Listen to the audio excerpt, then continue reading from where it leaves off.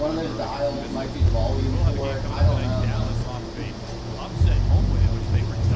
A little better. 2,400. We're good. That's fine. Huh? That's fine. Yeah. I'm going to phone the other side of my head. Okay.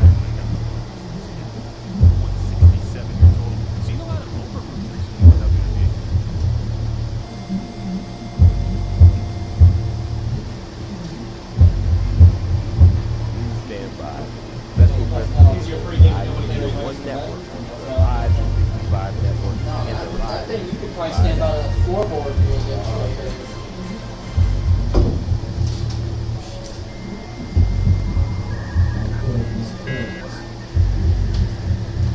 I'm getting eye surgery. I'm getting eye surgery. Sick of this mess.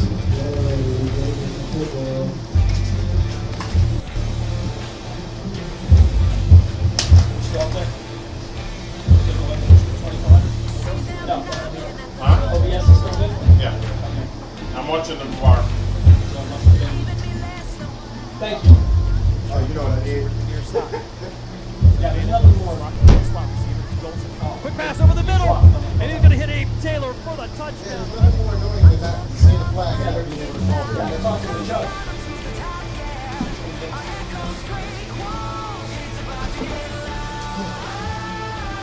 Wallace is the quarterback. Johnson is the tailback to his left. 4th down and just about 5.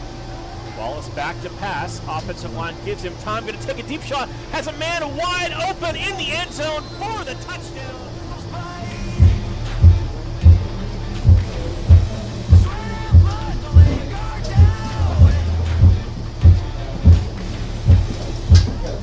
Try 31-yard field goal. He's back. I got you. It's my favorite one when I'm broadcasting. Huh?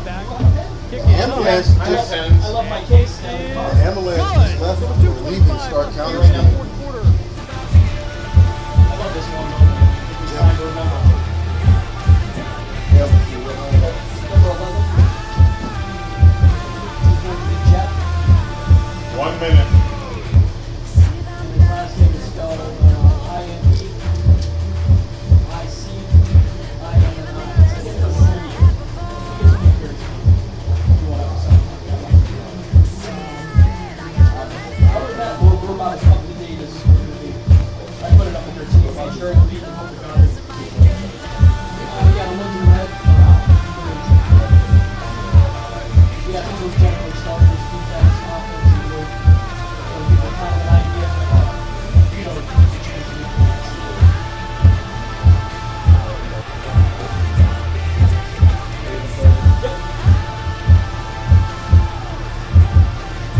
Ambulance just left start counting. what's that? Ambulance. I don't know who got injured. It's going to be a 4-hour game now. Don't shoot the messenger. I'm just updating. Yeah, it's all them. I'm assuming it was an injured player. But they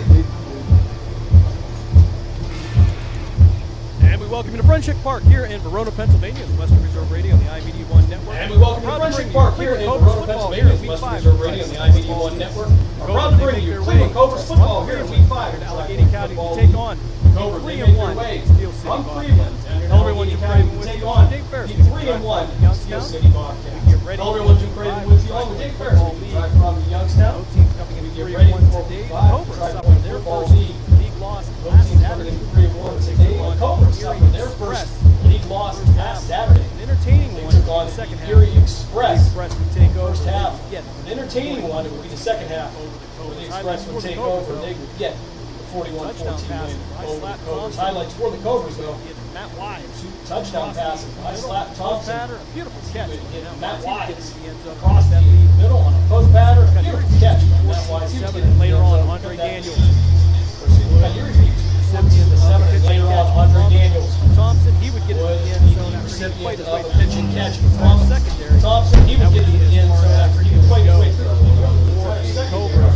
That would be the start as it would go. Have several mistakes. Cobras. Second half. Nonetheless, the Cobras now coming Have several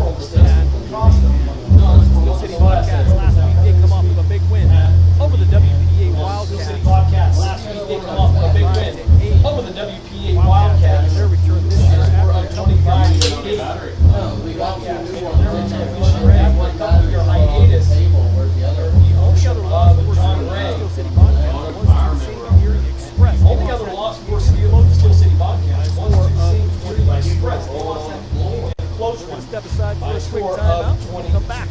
We'll have the kickoff here from Friendship Park in Verona, Quick Pennsylvania. timeout. Listening Come back. We'll have a kickoff here from Friendship Park in Verona, Pennsylvania. You're listening. Football here on Western Reserve Radio, part of the iMedia One.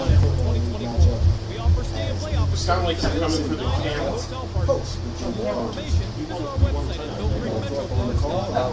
Also, look for new exciting opportunities coming soon, including an indoor player development center with Trackman, and the a audience. Callaway Club Fitting Center, and an Odyssey Fitting Studio in 2024. Follow us on Facebook at Milk Creek Golf Course or call 330-740-7112. Lena's Pierogi House is your home for the area's best variety of pierogies. Daily specials include the Polish platter, the Hungarian platter, stuffed cabbage, and halushki. Having a last-minute get-together? Lena's has you covered with a wide variety of frozen take-home pierogies and dumplings. Go to Facebook at Lena's Pierogi House to see the weekly lineup of available flavors for dine-in or carry-out. Catch the best at Lena's Monday from 10 a.m. to 4 p.m. and Tuesday through Friday from 10 a.m. to 8 p.m. 20 North Main Street in Hubbard or call 234-254-8532. Professional, fast, highly knowledgeable, easy to work with. These are real reviews by customers of Sandrock Concrete. For all your concrete block, brick, stonework, and excavating needs, call Jerry Sandrock. For your free estimate at 330-506-0013. Sandrock Concrete is fully insured and ready to make your ideas a reality. Sandrock Concrete is a proud supporter and sponsor of Mahoning Valley High School football on Western Reserve Radio. Located in Applewood Estates in Boardman Township, the Applewood Swim and Tennis Club offers a pleasant family environment. Choose a membership that meets your needs and enjoy a relaxing venue that includes not only swimming for the family, but also youth activities such as competitive swimming, tennis, and more. Enjoy the friendly atmosphere all summer long with the staff and members of the Applewood Swim and Tennis Club. For more information, go to applewoodswimandtennis.com or call 330-953-2833. Yo, what's going on, guys? This is Tyree Knight, number 2 of the Cleveland Cobras, and you're listening to the Tri-Point Football League on Western Reserve Radio and the iMedia One Network. Go Cobras. Back here at Friendship Park here in Verona, Pennsylvania, as we get ready for kickoff. As the Steel City Bobcats, they'll get this one started defensively. They'll kick off to get this first quarter started. Again, Bobcats come in at 3-1. Their only loss would be the common loss that the Cleveland Cobras have to the Erie Express. Although the Express put up more points against the Cobras. Last week would be the first time in, I believe, 7 quarters that the Cobras would give up anything defensively. However, Cobras regrouping this week as they get ready for another tough test. Again, week 5 of the Tri-Point Football League season will be on hiatus next week for the 4th of July weekend.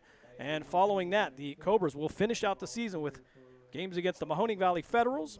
They will host the Western PA Wildcats. Or excuse me, they will host the Columbus Fire. And then they will head down to J.C. Stone Park to take on the WPA Wildcats to round out the 2024 regular season.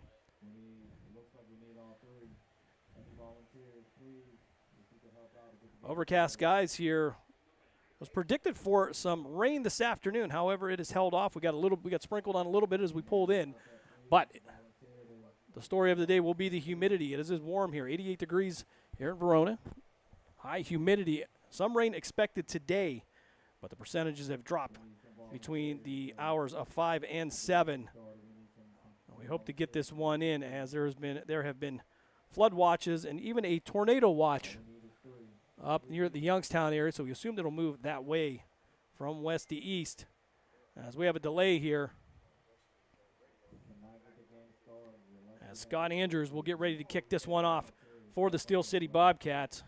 Yeah, looking at the radar, Jim, there is literally nothing on radar for us right now. So we might get lucky again this week, as we've been fortunate. Yeah. Even some rain maybe at halftime once in a while, but never really anything that affected a game. Now, humidity and heat's been the worst thing in the past couple of weeks. Yeah, certainly. Last week the heat was incredible. Was unbearable. So lots of ice buckets and water last week for both teams in Brooklyn. As again, we got the slight delay here, 15 minutes up on the board. And I believe we're waiting for the chain crew which is kind of important.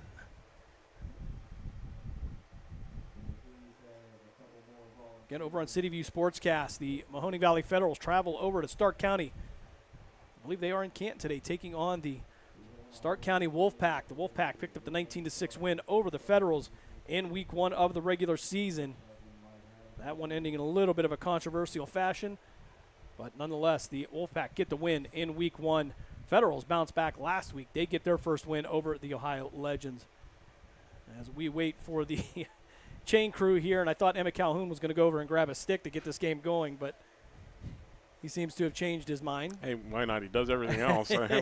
Emmett, the utility player here, is you will see him at the running back position. He'll play some of the slot and wide receiver.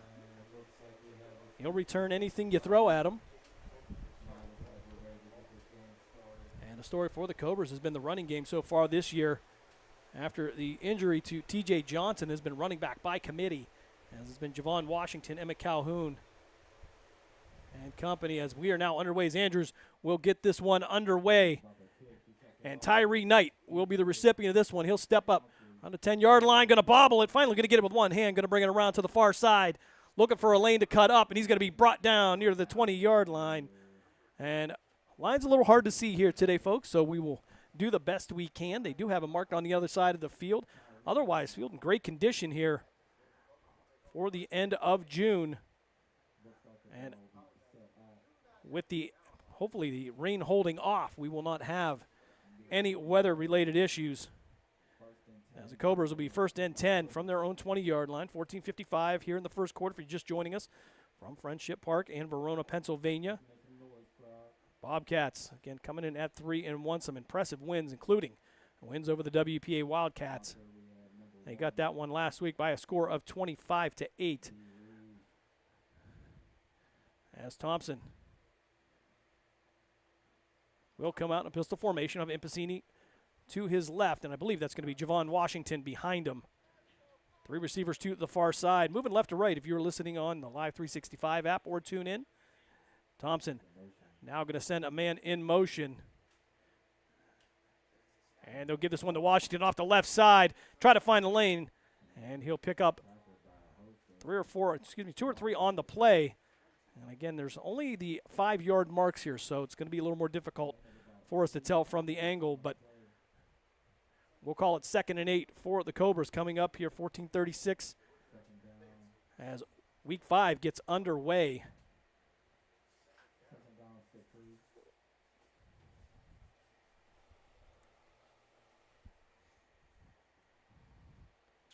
Making the trip this week here.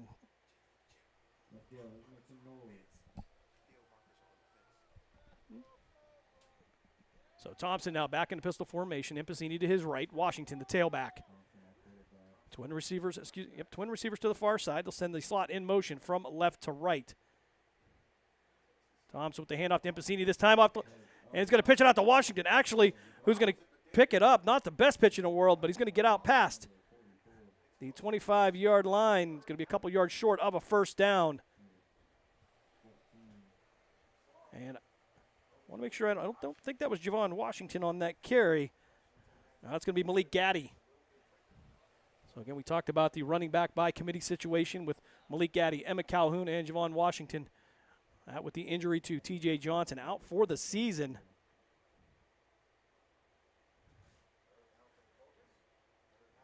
So 3rd, and we'll call it 3 for Cleveland. Impacini and Gaddy still in the backfield with Thompson. Single receiver to the near side. That'll be D'Angelo Thompson. Thompson looking for the hard count. Got some movement up front. And a flag indeed. As we'll have well, he called a false start, but then he pointed to the defense. So actually we'll call it encroachment. So Thompson does it again on the hard count, draws the penalty, and that'll be an easy first down for the Cleveland Cobras. As I know we have some discussion going on from the line judge and the referee. So encroachment, the call indeed, and it will be 5 yards and a first down for Cleveland.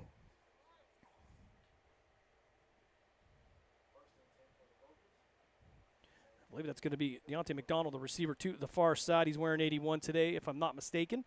Thompson back into pistol formation. Epizzini to his left. Quick snap over, hand off to Gaddy. Gaddy trying to cut it off the left side. He'll run into a host of Bobcats and be brought down for a gain of about 3, maybe 4 on the play. Actually, we'll call it closer to 4. So 2nd and 6 now for the Cobras. 12:39 left here, first quarter. No score if you're just joining us here from Friendship Park in Verona, Pennsylvania. Cobras trying to bounce back from the 41-14 loss to the Erie Express last week. Steel City Bobcats trying to pick up another win, trying to stay on the winning track again after that big win over the WPA Wildcats. Well, last time Wildcats played, they were in the Gridiron Developmental Football League. As Thompson now in the pistol, and Epizzini to his right. Gaddy still the tailback. Tight receiver formation, twins to the near side. Thompson with the hard count again, trying to draw easy as they'll give it to Gaddy. Gaddy up straight up the middle. He'll pick up maybe a yard on the play. It'll bring up 3rd. And we'll call it 6 for the Cobras. Thompson going to head to the sideline for the play. Again, we will be off next week for the 4th of July weekend. Back on July 13th as the Cobras will head down to Youngstown to take on the Mahoning Valley Federals. You can catch the Federals over on City View Sportscast with Matt Lipsack and Matt Emsch. From Stark County, Federals taking on the Stark County Wolfpack. And Cleveland will take a timeout. 11:13 left here, first quarter, no score. We're going to step aside for a quick timeout. You're listening to the Cleveland Cobras Broadcast Network here on Western Reserve Radio. We're back after this. During the fall and winter, grilling season never ends, and Gessler Propane is your local supplier that makes sure you get your hard-earned money's worth. Why go to gas exchanges to pay higher prices for tanks not filled to capacity? Gessler Propane makes sure you're prepared for year-round grilling with 100% filled tanks at a reasonable cost. See Bob Monday through Friday, 10 to 4, and Saturday, 9 to 3 at Gessler Propane, 702 Youngstown Poland Road, Struthers, or call 330-755-9119. Gessler Propane. They got gas. This is number 79, Josh Jackson, and you're listening to Cleveland Cobras football on iMedia One Network. Let's get it. 3rd and 7 for the Cobras here, 11-12 here in the first frame, week 5 of the Tri-Point Football League. Cleveland taking their first time out as they'll mark the ball at the 36-yard line.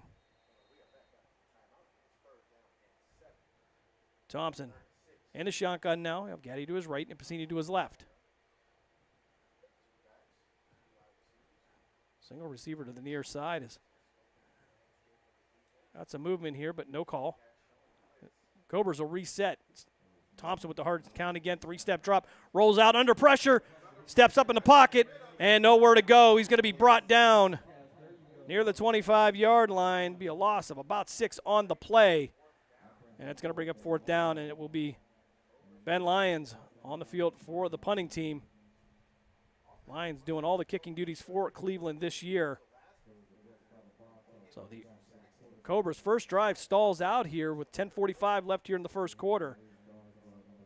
Of course, we want to welcome 12-ounce Sports as well as Snowman Multimedia along for the ride here this week on the iMedia One Network, bringing you Cleveland Cobras football. Good old-fashioned Cleveland-Pittsburgh matchup here in Verona, Pennsylvania. As Jamal Washington will make a late arrival onto the field. One of the trio of running backs, at least the trio of running backs that you'll see. Lions with the good snap. He'll get rid of this one. It's going to be a line drive end over end kick.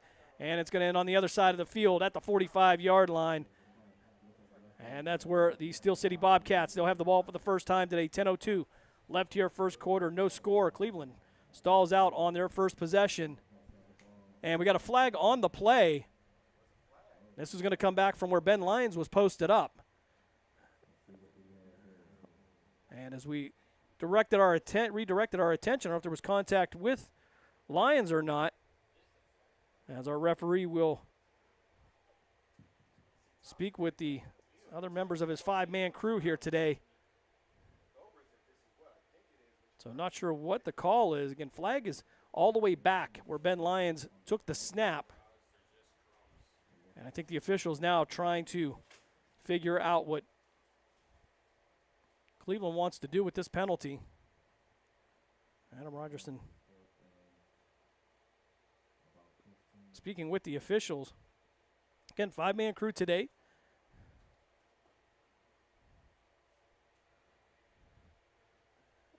I'm not sure what the question would be here as Lyons now coming back out there. Looks like he's giving his 2 cents on whether he wants this penalty or not. And if I'm the kicker, I say take the penalty.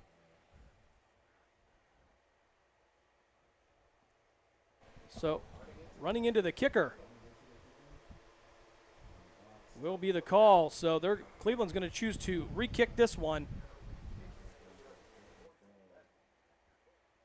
So it will not be an automatic first down here to be 4th and 12 for Cleveland. Again, 10:02 left here in this first quarter. Steel City returner post up right around his own 30-yard line. Lions with a better kick this time. This one going to sail down to the 40-yard line, take a Cleveland bounce, and it's going to be fielded at the 35, where it'll be brought down instantly. And that's where Steel City will take over 1st and 10. I believe that was going to be Ramon Adams on the return for Steel City. 2 16s that on this listed on the roster, so we do apologize if we get the wrong one. Or is that 15? Hard to tell as the jerseys get bunched up a little bit. 9:53 left here. Steel City will get the ball for the first time today. Cleveland stalling on their first drive.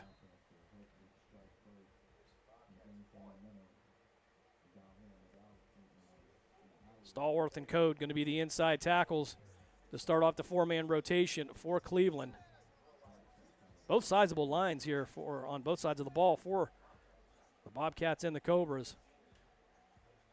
Handoff at the line, going to be tripped up. Might have picked up a yard or 2 on the play. Going to be 2nd down for Steel City. 9:47 here.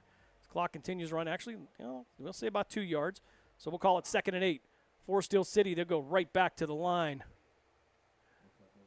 As Joaquin Green with the handoff up the middle, and it's going to be a first down for Steel City. Ball now out near the midfield stripe. Clock will stop long enough to reset the markers. 9:24 left here.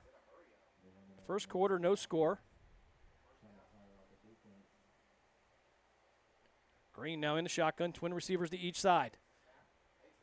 Plants his feet, fires out to the far side, caught and brought down near the 35-yard line. I'm going to guess that's D. Reed on the reception for Steel City. They're going to still go hurry up, up-tempo offense. It'll be 1st and 10 for Steel City at their Cobra 35-yard line. Handoff up the middle, and he'll run into and outside to the left. Going to find some room to run, and he'll take it all the way down to the 20-yard line. Bobcats with another first down as they continue on this drive. They'll go right back to the line. 8:35 left here first quarter. Steel City running the up-tempo offense. Maurice Doswell on that last run. Zachary threats back now. Back to pass into the corner of the end zone. Going to be dropped.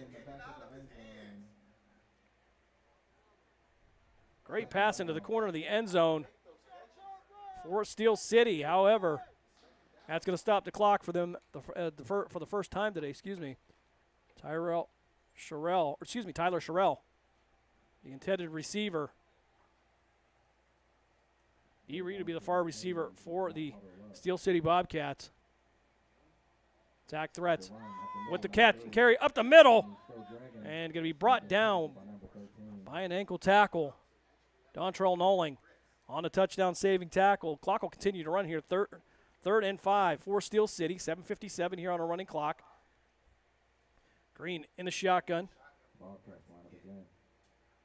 Threats the running back. Hand it off straight up the middle. Contact made in the backfield. And Barica will bring him down finally. Picked up a couple yards on the play. Craig Williams had the first shot at him. Couldn't bring him down in the backfield. 4th down now, but they're all the way down at the 11-yard line. Has Green now in the shotgun. He'll take it himself and chase down from behind. Couldn't hold on to him, and he's going to head it near the end zone. And a touchdown for the Steel City Bobcats. 7:18 of the first quarter. And Jaquan Green will take that one in for Steel City. They'll take the 6-0 lead here with 7:18 left in the first quarter. So an up-tempo offense.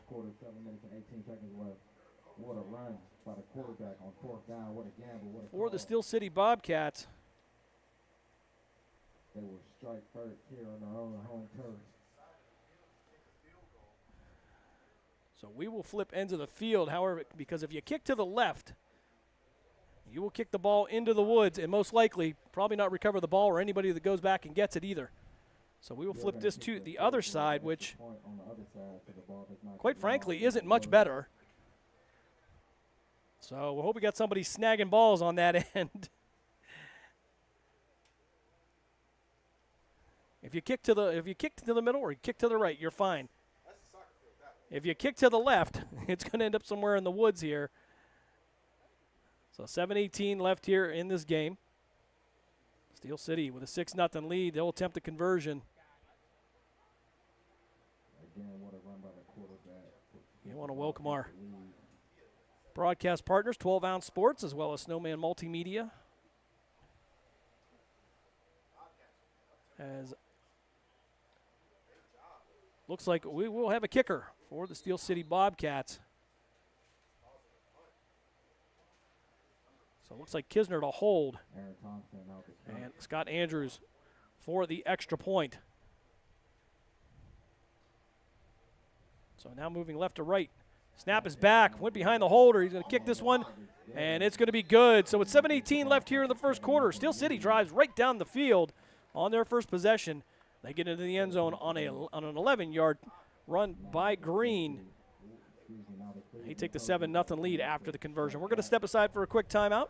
You are listening to Cleveland Cobras football here on Western Reserve Radio, part of the iMedia One network. The Mahoning Valley's leader for golf, Milk Creek Golf Course, is now booking tee times for 2024. We offer stay and play opportunities available with 9 area hotel partners. For more information, visit our website at millcreekmetroparks.org. Also, look for new, exciting opportunities coming soon, including an indoor player development center with Trackman, an indoor Callaway Club Fitting Center, and an Odyssey Fitting Studio in 2024. Follow us on Facebook at Milk Creek Golf Course or call 330-740-7112.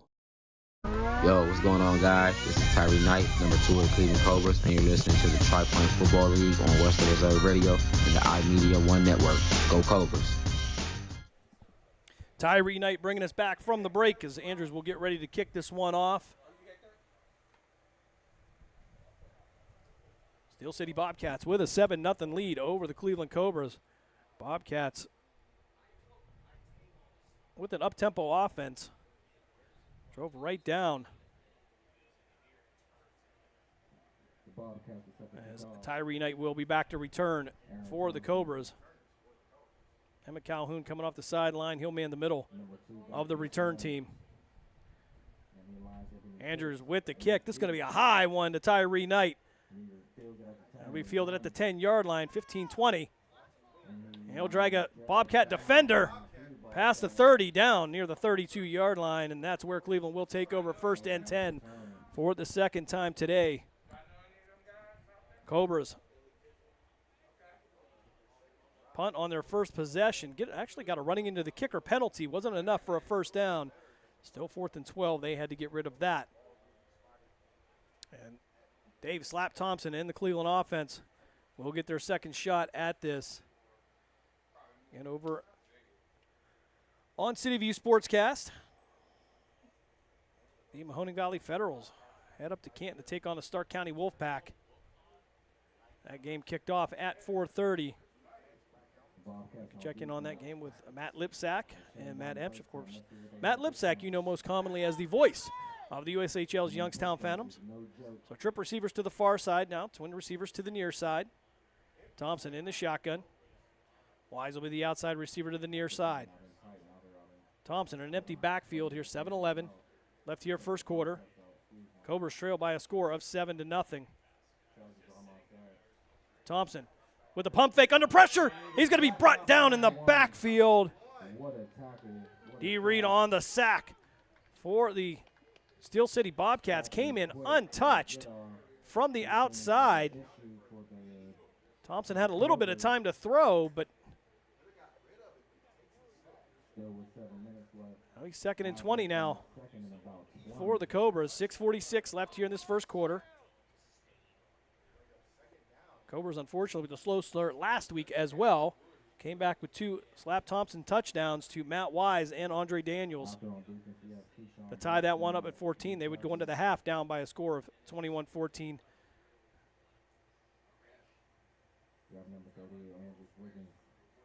So 2nd and 20 for the Cobras. Twin receivers again to the near side. Trip receivers to the far side. Thompson in an empty backfield. Wise again, the outside receiver. I think Andre Daniels might be wearing number 81 this week. Not sure. Looks like him.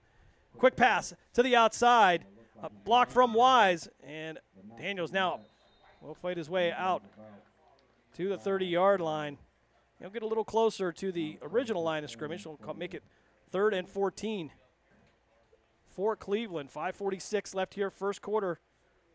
Steel City with a 7-0 lead as Andy Cote will head to the sideline. He'll take a break. 2 sacks already on the day for Steel City. Putting the Cobras in the 2nd and 3rd and long positions.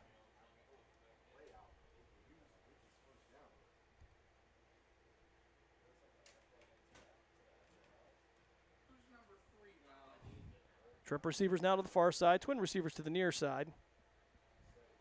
And Matt Wise will be the receiver to our near side. Thompson, empty backfield. 5:03 left here, first quarter. Thompson with the hard count. 3-step drop, steps up in the pocket, fires over the middle, and it's going to be dropped and almost intercepted. Almost caught on a rebound by Steel City. Marshall Thompson had a shot at it. I believe that was going to be intended for Andre Daniels. And it's 4th down for Cleveland again, and Ben Lyons will come on to punt this one away. 4.5 minutes left here first quarter.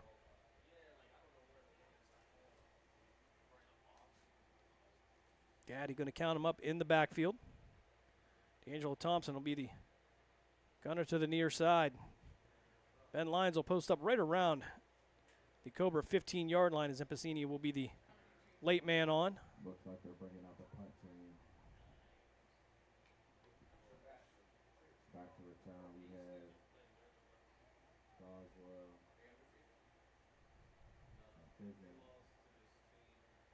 Warm day here today, about 88 degrees. High humidity as Lyons waits for the snap. Low to the ground.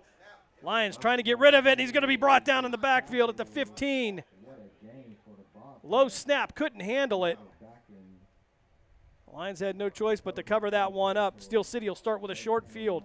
3:44 left here in this first quarter. Coaching staff probably not happy with the slow start again, as that put them in the hole last week against the Erie Express. Cleveland having the offensive explosion there in the second quarter. The Bobcats look like they're in no rush. Long snapping been an issue all year long for the Cobras. Green in the shotgun. Give us one up the middle, off the left side, towards the end zone. 5, and into the end zone, touchdown, but a flag on the play. Hold the phones.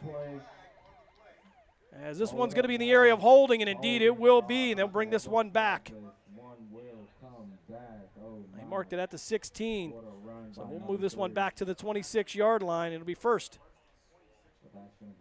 and 24. The Steel City Bobcats run off the left side into the end zone on a 16-yard run.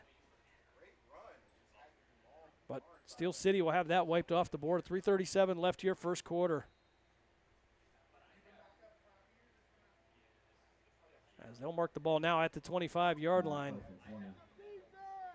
Again, field not lined, so a little tough to see as Green will wait for the snap. 3-step drop, fires out to his right side. Going to be caught.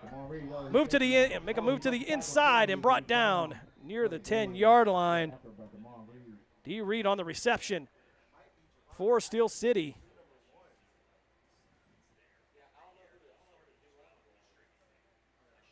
That'll bring up call it 2nd and 7. Quick handoff. Again to the left side, looking for the end zone, trying to find a room, and it's going to be cut under and knocked down. Threats cut from the legs.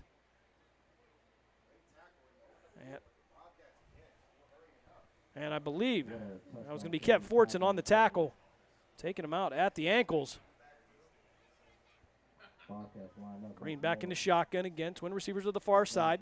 3-step drop. Green looking to fire out to middle, going to roll back to the left side, has open field, headed towards the end zone. Pump fakes, and he's going to head into the end zone for the Steel City touchdown.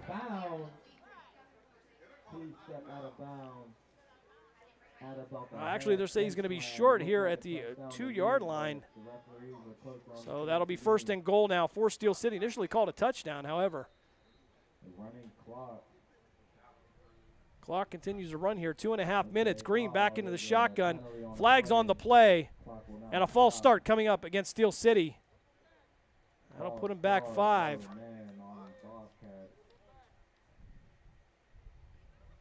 Trying to get you a more accurate spot here is they'll actually mark the ball at the 5-yard line, so I don't know how you mark it from the goal line to the 5, but nonetheless, 2:19 here on a running clock. Green in the shotgun, running back to his left. Twin receivers to the far side. This time a handoff off the right side. Trying to get to the edge and into the end zone on a 5-yard touchdown run for the Bobcats. They can take a 13-0 lead here. 2:04 left here in the first quarter. And we have multiple numbers here, but I believe that's going to be Zach Threats on the run. At least that's who we're going to give the credit to.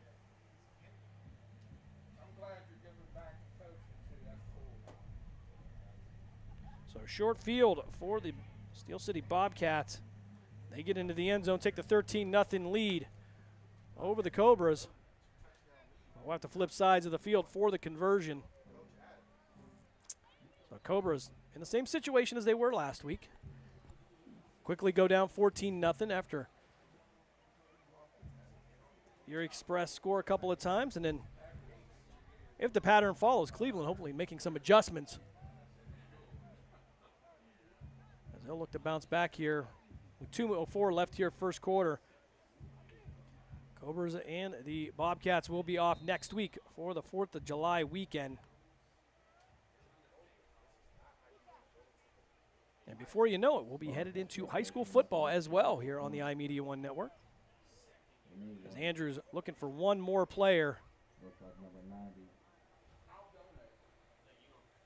for the extra point team.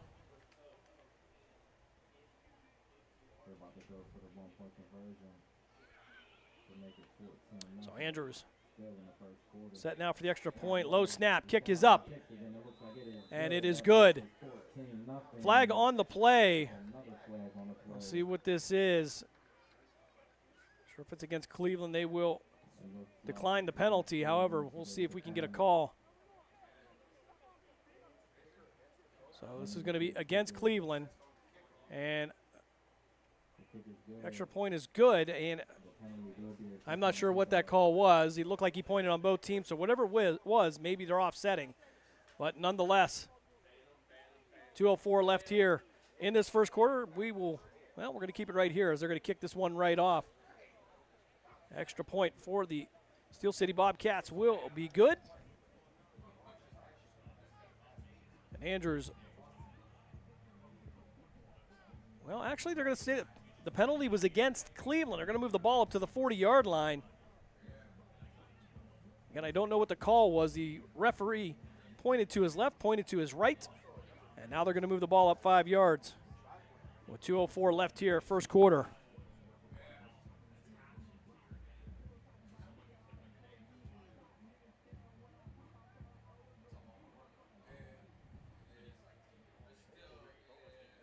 Andrews setting this one up for Steel City, again with a 14-0 lead here late in the first quarter. 2:04 left. Andrews going to send this one back to Tyree Knight again. He'll take this one in the field of play. Bring it past the 10, take it to the far side, looking for a block. He'll get one. He'll bring it out to the 30, 35. Try to cut back in. He'll get out past the 40 down to the 42-yard line. That's where Cleveland will start first and 10 with 1:55 left here in this first frame. Cobras trailing by a score of 14-0. They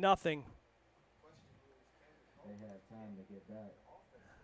See what adjustments will be made here as we get it late into this first quarter.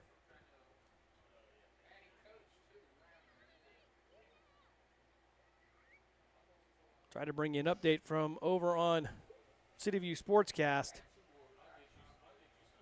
Last report, no score over there. Quite the defensive battle last time as well.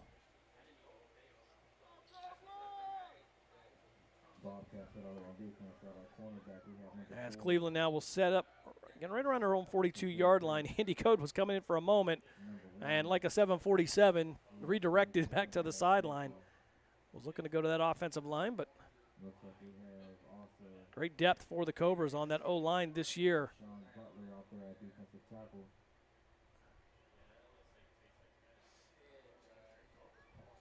So Campesini will be a tight end now to the right side. He'll have a wing to the right, single receiver to both sides. Thompson in the shotgun, one running back to his right.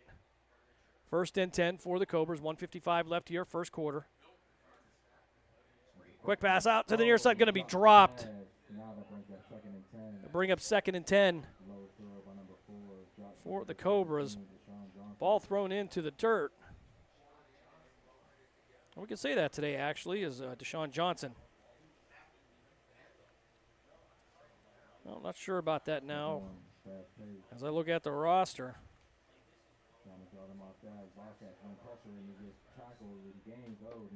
Hand off up the middle this time for Cleveland. May picked up a yard on the play.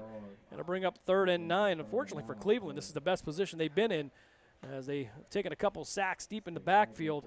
So 3rd and 9 for Cleveland, 1:13 left here in this first frame. And if we had to guess, ball right around the 43. And the field's marked every 5 yards. As we are under a minute to play, clock will continue to run. Cleveland will have to run one more play before the break between quarters.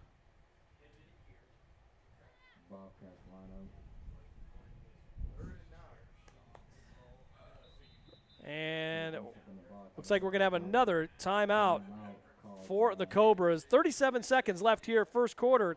Cleveland takes their second timeout. We'll step aside for a quick break. You are listening to Cleveland Cobras football here on Western Reserve Radio, part of the iMedia One Network. We're right back after this. Malutic Live is your home for high school sports. We have all the scores on our social media platforms throughout the games. Enjoy our timely updates from local area schools year-round. You won't get the consistency and reliability from anyone else. Our #1 priority is servicing our fans and getting them live news as it's happening. Follow us on social media, Twitter, Facebook, and Instagram at Malutic_live. And remember, our fans come first. This is number 56, Antoine Peterson, known as Tony Sweets. You're listening to Cleveland Cobras football on iMedia One Network. Tony Sweets bringing us back here from the break. Cleveland taking their second timeout. 37 seconds left here, first quarter. Steel City with a 14-0 lead over the Cleveland Cobras. Coming by way of runs of 11 and 3 yards. Steel City working with a short field on both occasions. As Javon Washington now be the running back to the left of Thompson. Single receiver to each side. Now they'll have tight end to both sides. Usually a running formation for Cleveland, but it's 3rd and 9 now. As we start to wind down this first quarter. And we're going to have a flag, a false start coming up against Cleveland. That'll move them back 5. So 3rd and 14. We'll see if they roll with the same play.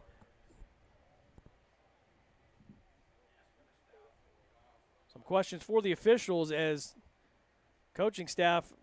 I think they're saying that there was something intentional there. Usually they'll talk about these things before the start of the game if they're going to do anything different. Nonetheless, 3rd and 14 now for the Cobras. Working from behind. 3rd and 15 for the Cobras. The original line of scrimmage in every possession they have had so far. So Thompson in the shotgun. Some more movement up front.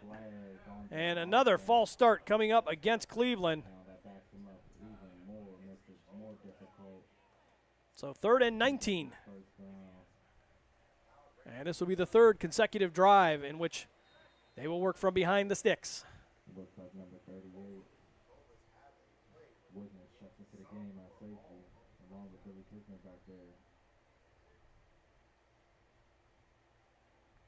So we'll give it one more shot here. 3rd and 19. 37 seconds left here, first quarter. Cleveland now tight ends to both sides. Single receiver to both sides. Thompson in a shotgun. Washington to his left in the backfield. He'll flip Washington from the left hip to the right hip. See if we get the play off this time. As low snap, Thompson, 3-step drop, stepping up in the pocket, nowhere to go, fires over the middle. Almost intercepted again. Pass was intended for Baycoat, tried to throw it through traffic. Almost ended up in the hands of a Bobcat. As the clock continues to run here, 20 seconds left here in the first frame. Steel City jumps out to the 14-0 lead immediately. And it looks like that will wind us down here in the first quarter. Steel City will flip sides of the field with Cleveland with a 14-0 lead. Indeed, that will bring us to the end of the first quarter here at Friendship Park in Verona, Pennsylvania. We'll step aside for a quick break. Cobras trail Steel City Bobcats by a score of 14-0. You are listening to Cleveland Cobras football here on Western Reserve Radio, part of the iMedia One Network.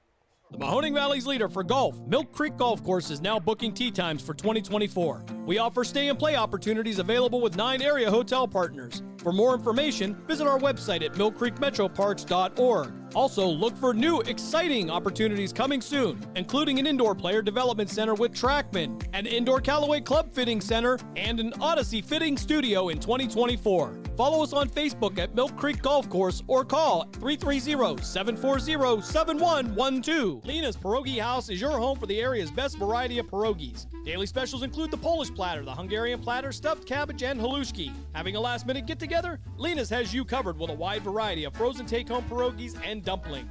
Go to Facebook at Lena's Pierogi House to see the weekly lineup of available flavors for dine-in or carry-out.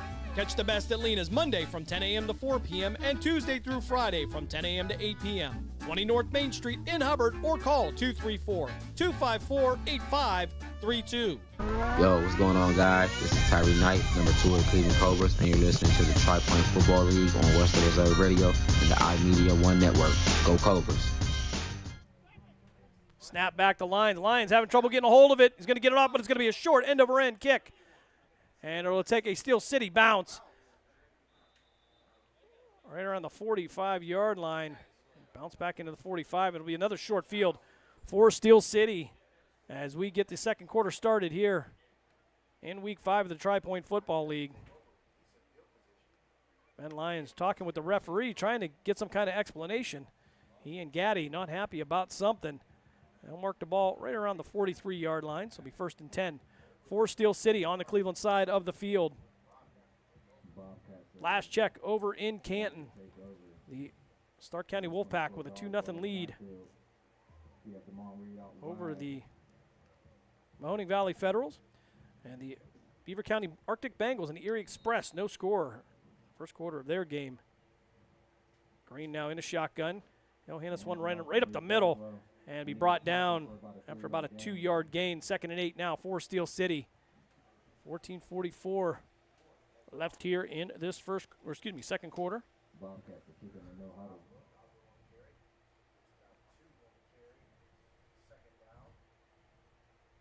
So Green now back into shotgun. They'll go twin receivers to each side. They'll stack them to the far side. Flag on the play. Quick pass out to the near side. Going to be caught and brought down at the 36-yard line, but hold the phones after the read catch. Might have been too many players on the field for Cleveland. But there was a flag. Looks like there was about 12 players on the field. See if the Bobcats want the play over or not. So we'll get the call from our referee. So illegal substitution by Cleveland. Legal substitution on the defense. Looks like And I'm going to assume that Steel City's going to want the penalty here to be 2nd and 5. As I'll mark this one right around the 37-yard line, 38-yard line. Steel City going right back to the line as Green will go into the shotgun. Our umpire walking around with the ball. I'm not real sure what he's doing. on the field. On where to spot the ball. As the referee and umpire will have a conversation, they will head to the Cleveland sideline. Looks like the referee's going to have a Maybe to talk to the head linesman. If the Cobras can get away from the officials, that'd be appreciated. So a delay here. In the second quarter, Cleveland trailing by a score of 14-0. Steel City takes a lead by way of 2 runs on 11 and 3 yards in the first quarter. I'll see if second quarter, confirmation there, Stark County Wolfpack with a 2-0 lead there in the third inning.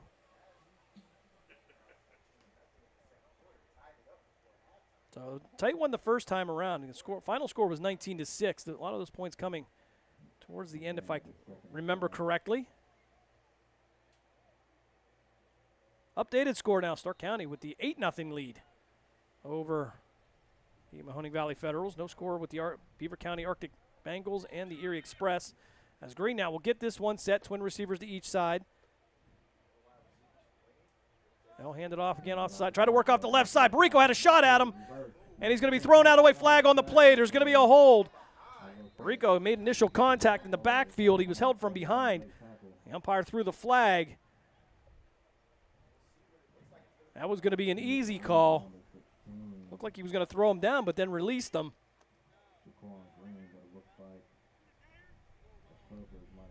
So the run with no gain on the play will head back an additional 10 yards as well. 13:48 left here second quarter. Steel City still with a 14-0 lead. Cleveland looking for some answers here. Cobras are going to decline the penalty. They'll take the result of the play. That'll bring it up 3rd and 11 for Steel City. Green will bring them back to the line. Maurice Doswell, the running back now to the right of the Bobcat quarterback. 3-step drop, back to pass. Plenty of time, fires over the middle, and throws it into the dirt. Looking for a player coming across the middle. Fortunately, we don't have that player on the roster, so 13:35 left here, second quarter. And for the first time today, Steel City Bobcats will see a 4th down. 4th and 10 for the home team. And it looks like Green will stay in the game. See if they're going to want to pooch kick this or if they're actually going to go for it. Steel City with the momentum. Green, 3-step drop. Looking to his left, fires. And it's going to be caught right at the sticks. And it'll be a 1st down for Steel City. At the 32-yard line, needed to get to the 33, got just enough. And that'll be a 1st down for the Bobcats. 13:19 left here on a running clock here in the first half. That moves the chains. That brings that 1st and 10 at about the 32-yard line. Jaquan Green again with the handoff, be out to the right side. Up the middle, all the way down to the 15-yard line. Another 1st down for Steel City. Maurice Doswell on the run, fresh running back for Steel City, finding room between the tackles. And whistles. Bobcats. No huddle offense once more. And we had some whistles. Don't know what the issue was, but we'll have a replacement as Kevin Green will have to head out for the Cobras. Green in the shotgun. They'll hand it off again. Cut back to the middle, and he's going to be brought down in the backfield. And an outstanding read by Dontrell Nalling, who hit the lane, followed the running back, brought him down. I'll bring up second and about 11. 12:08 left here in this second quarter. They'll go right back to the line. Doswell again to the left of Green, twin receivers to the near side. He'll plant his feet, pump fake, roll to the near side. Look for somebody in the end zone, under pressure. Going to slip a tackle, fire into the end zone, and it's going to be picked off. And player went down. It's going to be a touchback, and that'll be Cam Scott on the interception for the Cleveland Cobras. And a big play for the Cobras. They're in danger of going down 3 scores, but with 11:49 left here, in the second quarter, Cobras get the interception. Unfortunately, Scott being helped off the field. Looked like he twisted a knee as defensive coordinator Jamar Fleming will come out and take a look at him. So Green stepping up in the pocket, creating time, got the ball downfield. And make no mistake, Green with a great arm and lots of time to throw.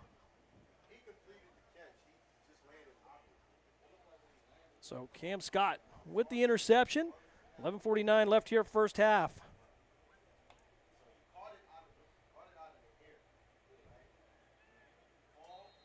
I got to tell Dave Ferris, I liked his pen.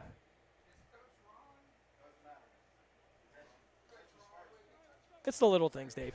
You can like it, but you ain't keeping it. It's like those Huntington Bank pens. Everybody has one. You know? You know, I find them everywhere. I have not taken one from Huntington, just for clarification. I was at a Chinese restaurant yesterday, signing my bill, and they had 2 of them. Bayco, the receiver on the far side. Receivers to the near, twin receivers to the near side. First and 10 at the 20 for the Cobras. 11:49 left here in the first half. They'll send a slot motion from right to left. Quick pass out there, and it's going to be dropped by Matt Wise. Had a little bit of room to run, but that'll stop the clock. Actually, clock will continue to run. 11:40 here as Matt Wise last week with a beautiful catch over the middle. Ran a post pattern, went up, snagged it, and really what was one of the best plays of the game.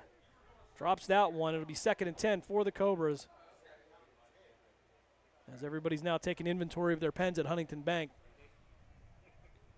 That brings up 2nd and 10 after the drop pass. Clock will continue to run here. Just over 11 minutes left here in the half. Wise now be the receiver to the outside. Keyshawn Baycoat will be the receiver to the outside to our far side near the Cobra sideline. Thompson in the shotgun, one running back to his right. Under 11 minutes now left to play here in the first half. Cobras with a 14-0 deficit. Pump fake, back out to Tyree Knight, and he's going to be hit the line. Knight will pick up a yard or 2 on the play, but hit immediately upon making the catch. Brendan Anderson on the tackle. I believe that's going to be Brendan Anderson. So we didn't get any confirmation on the roster for the Bobcats. We do apologize to them if we do have any errors or omissions on that. So they'll actually give them credit for 2, maybe 2. 3rd and 8 for Cleveland. Juwan Washington, the running back to the right of Thompson. In the shotgun, Tyree Knight will be the slot to the near side.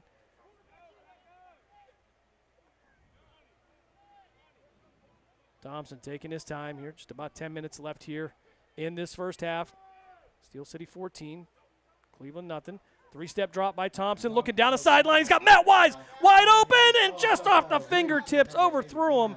Wise held up just for a second on the pattern, and incomplete. A great opportunity there for the Cleveland offense, as it'll be 4th and 8 now with the ball at the 22-yard line.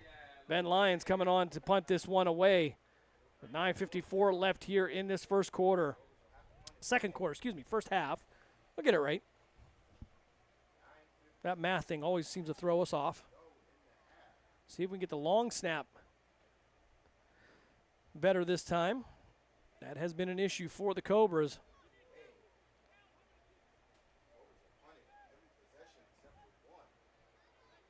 So 22-yard lines will mark this one. Dontrell Nolling will be the long snapper. As the Cobras get set on the punt team. Good snap this time. And Ben Lyons will get this one away. It'll be a spiral and it'll roll. Near the 40-yard line on the Steel City side of the field. Best punt of the day for Ben Lyons. Best snap of the day for the Cobras. As Andy Code has to be escorted up by Impacini. Little jawing going on there. 9:49 left here, second quarter.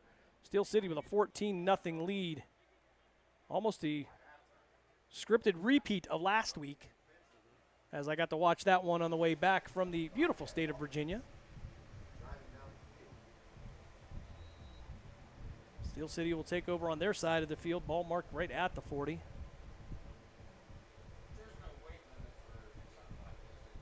Cleveland with an opportunity to connect with Matt Wise down the sideline.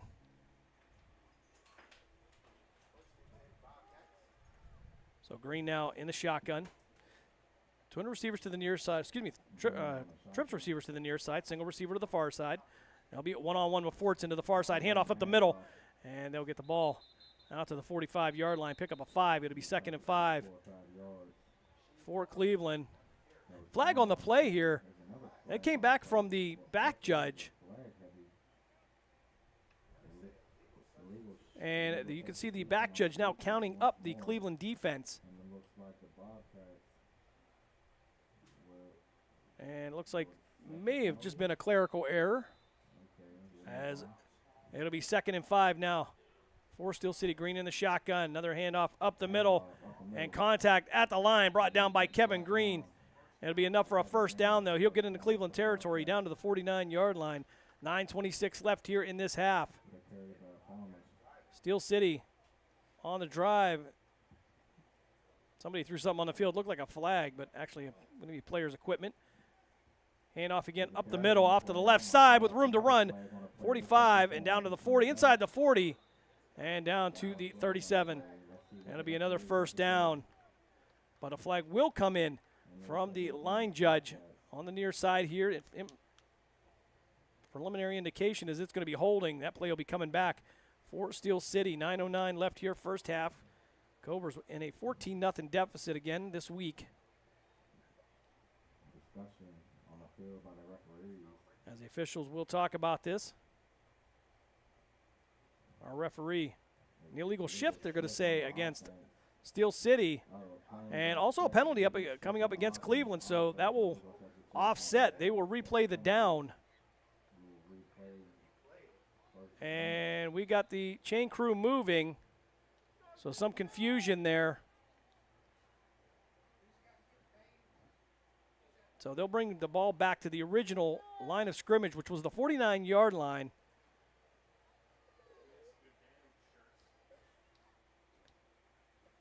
So since it was offsetting, it'll now be 1st and 10 again. So fortunately, first down, didn't have to remember that. As Green now being a shotgun, twin receivers to each side. Get a handoff straight up the middle, no contact till he got to the 45-yard line.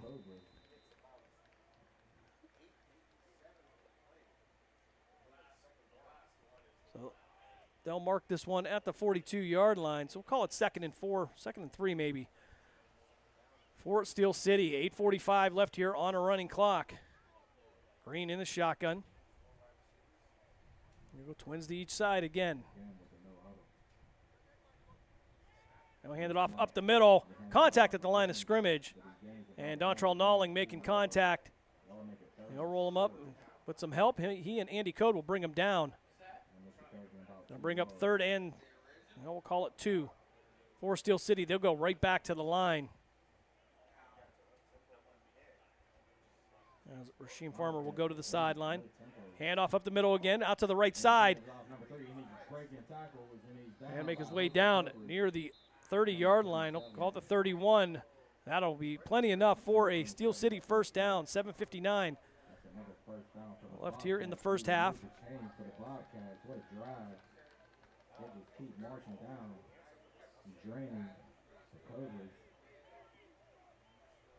Overcast skies here in Verona, PA.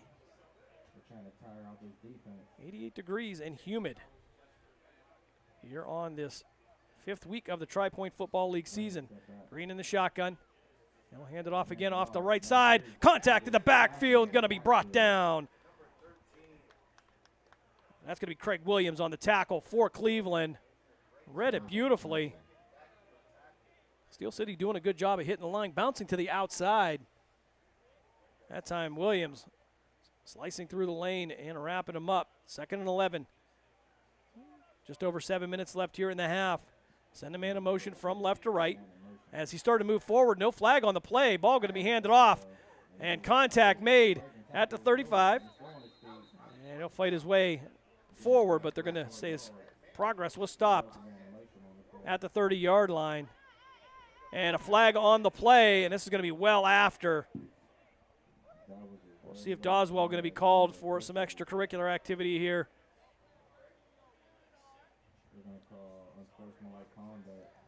And it's going to be a personal foul coming up against Steel City. Looked like he and Durante Nalling were having a conversation, and they will move this ball back to the 45-yard line. Steel City will have to get to the 21-yard line, I believe, for a first down. And updated score from Canton. Stark County Wolfpack with a 14-0 lead as Green with a 3-step drop. Looking downfield, plenty of time. Barrico trying to get through the double team, can't get there. And Green, all the time in the world, going to fire to the near sideline, throw it into the dirt. And it's going to be incomplete. Incredible job by the offensive line of the Steel City Bobcats. Barrico goes down with 6:16 left here in the game. Trainer Beth Betancourt coming out to check on him. Barrico trying to get past the double team there. Didn't see where he went down from any kind of injury or what it could have been other than exhaustion. Trying to fight through that, but 6:13 left here, first quarter. Barrico will jump up. He'll make his way to the sideline, so no problem there. He'll need no assistance to get to the sideline. But he will have to take a play off.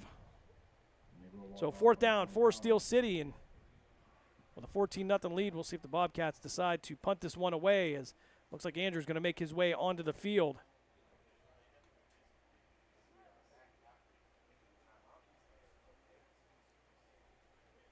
We'll call it 4th and 24 up on the scoreboard. So Tyree Knight back to return.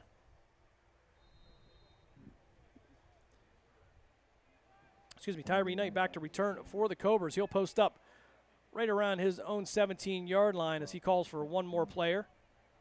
He'll back it up to the 15.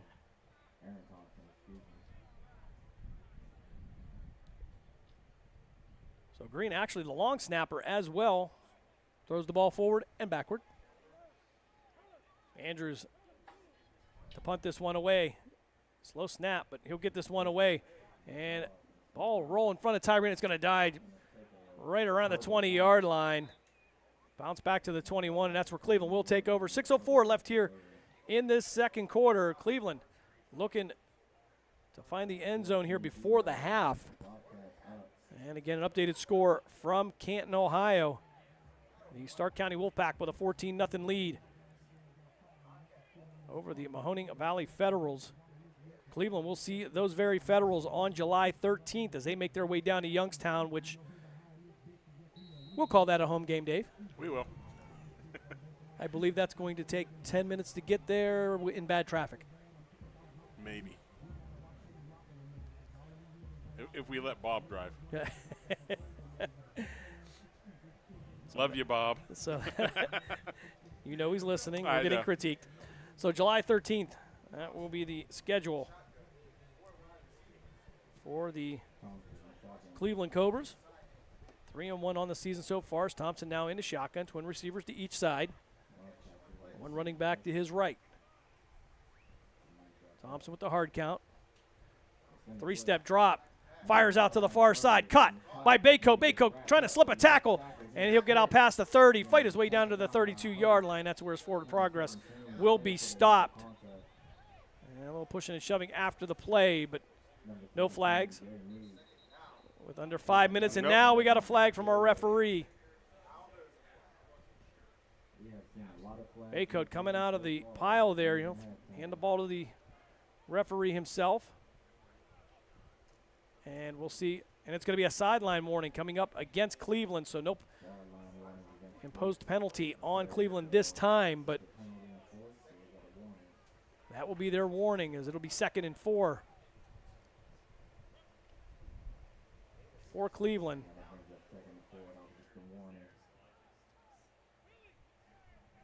Javon Washington now in at running back to the right of Thompson. Twin receivers to the near side. 2x2 actually for the Cobras. Moving right to left on your Live 365 device or tune in. Washington now step up to the wing on the left side. Thompson 3-step drop. Quick pass out to D'Angelo Thompson. He'll catch that. Fight his way forward. That's going to be a first down for Cleveland. They'll make it out to the 36-yard line. Just enough as D'Angelo Thompson with the catch and run. Cleveland's drive will continue. Oh, actually, they're going to give him credit to the 40. I thought he went out or went down before that, but nonetheless, 5 minutes left here in this first half. Cleveland with one of its very few first downs here in the half. Morris Dillard trying to get to the line, get them set. Dillard the center today for Cleveland. Thompson in the shotgun. Emmett Calhoun now in at running back. Twin receivers to each side. Option to the right side to be Thompson, keeping it himself, taking it upfield. And he'll pick up about 8 or 9 on the play. They'll say be about a yard short of a first down. Clock will continue to run. 4:30 left here in the first half.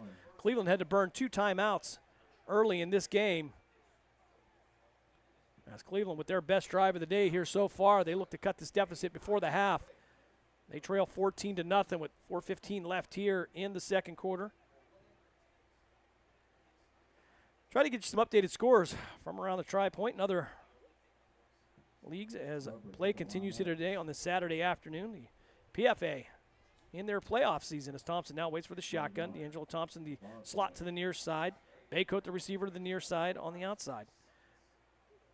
Option to the right side to pitch it out to Calhoun. Calhoun looking for a way to get him, and he's going to be upended at the line of scrimmage. And Trey Meads on the tackle for the Steel City Bobcats. Cleveland going to be short of the first down by a yard. 3.5 minutes left here. Thompson will go right back to the line. Calhoun to his left. He'll move him back to the right, though. Twin receivers to the far side. Baycoat will be the receiver to the outside near us. Thompson trying the hard count again. And he'll be under pressure, brought down in the backfield. 4th down for the Cobras. However, they're going to have to go for it here with just about 3:12 left here in this half. Play had no chance, blown up in the backfield. So we'll call it about 4th and 4, 4th and 5, depending on what angle you're looking at it from. Yeah, Jim, Bobcats brought the kitchen sink on that one. They left nobody back there. So ball placed at the 46-yard line. They'll have to get past the midfield stripe for the first down. Twin receivers again to the far side and to the near side. Calhoun will remain the running back. 2.5 minutes left here, first half. Thompson with a last-minute instruction. He'll move Calhoun out to his left a little bit. Movement up front. Andy Code going to move, but we'll see who they're going to call on this. And it's going to be a false start against Cleveland. Andy Code playing both ways today as the referee, umpire, and line judge will get together to discuss this one. And I think it didn't look like, I don't believe anybody crossed from Steel City. I believe it was going to be Andy Code on that right tackle that moved. D'Angelo Thompson trying to. Pittsburgh's home field advantage looks like it's seen. So encroachment actually against Steel City.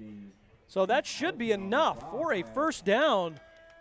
Didn't look like anybody crossed on our end, but I'm not going to complain about that. No, I'm wondering if defense didn't. That's what threw Andy up, and because Andy came right up out of his stance and stood right straight up. Well, we'll take it either way here, as they're going to be now on the 49-yard line on Steel City side of the field. And if I'm not mistaken, this is the first time the Cobras have seen that side of the field today. So, excuse us if we don't argue with the official.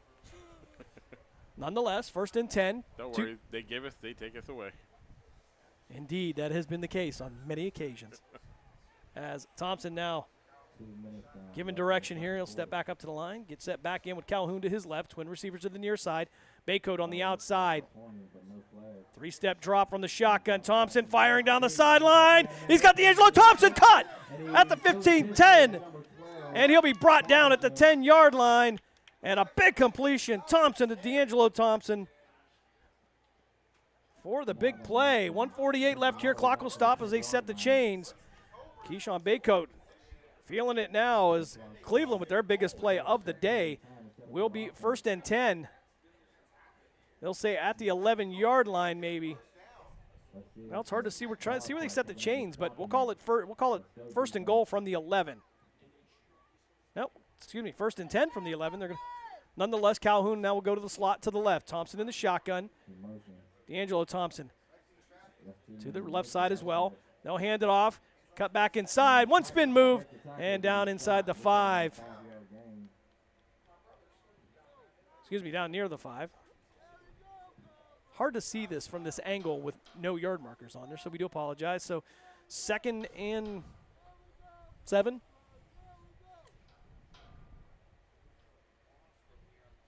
So we'll call it the 8-yard line. Yeah, I'd call it the 8. And I don't know if you can see it on camera here, but you'll take our word for it on this one. Mm-hmm. Yeah, you can barely see it on camera because I'm looking at it. So twin receivers to the far side now, twin receivers to the near side. Gaddy, the running back, now to the left of Thompson. 2nd down, 1 minute left. As Thompson will take his time, he'll move Gaddy to the right. Cleveland should have 1 timeout left here in this half.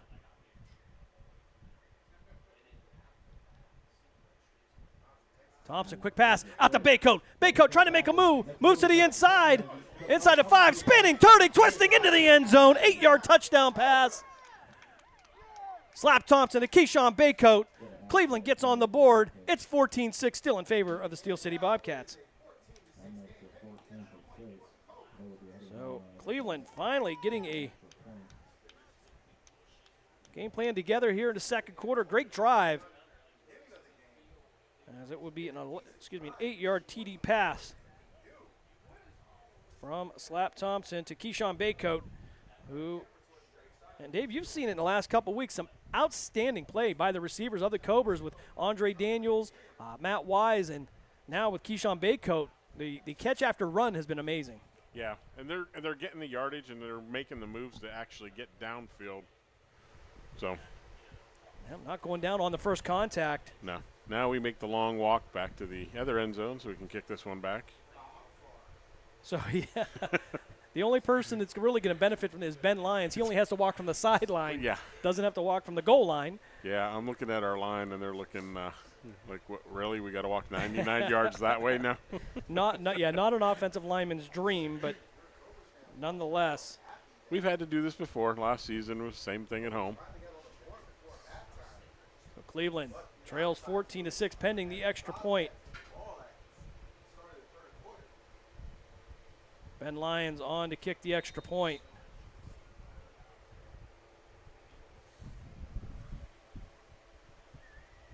Barico to hold for Lions.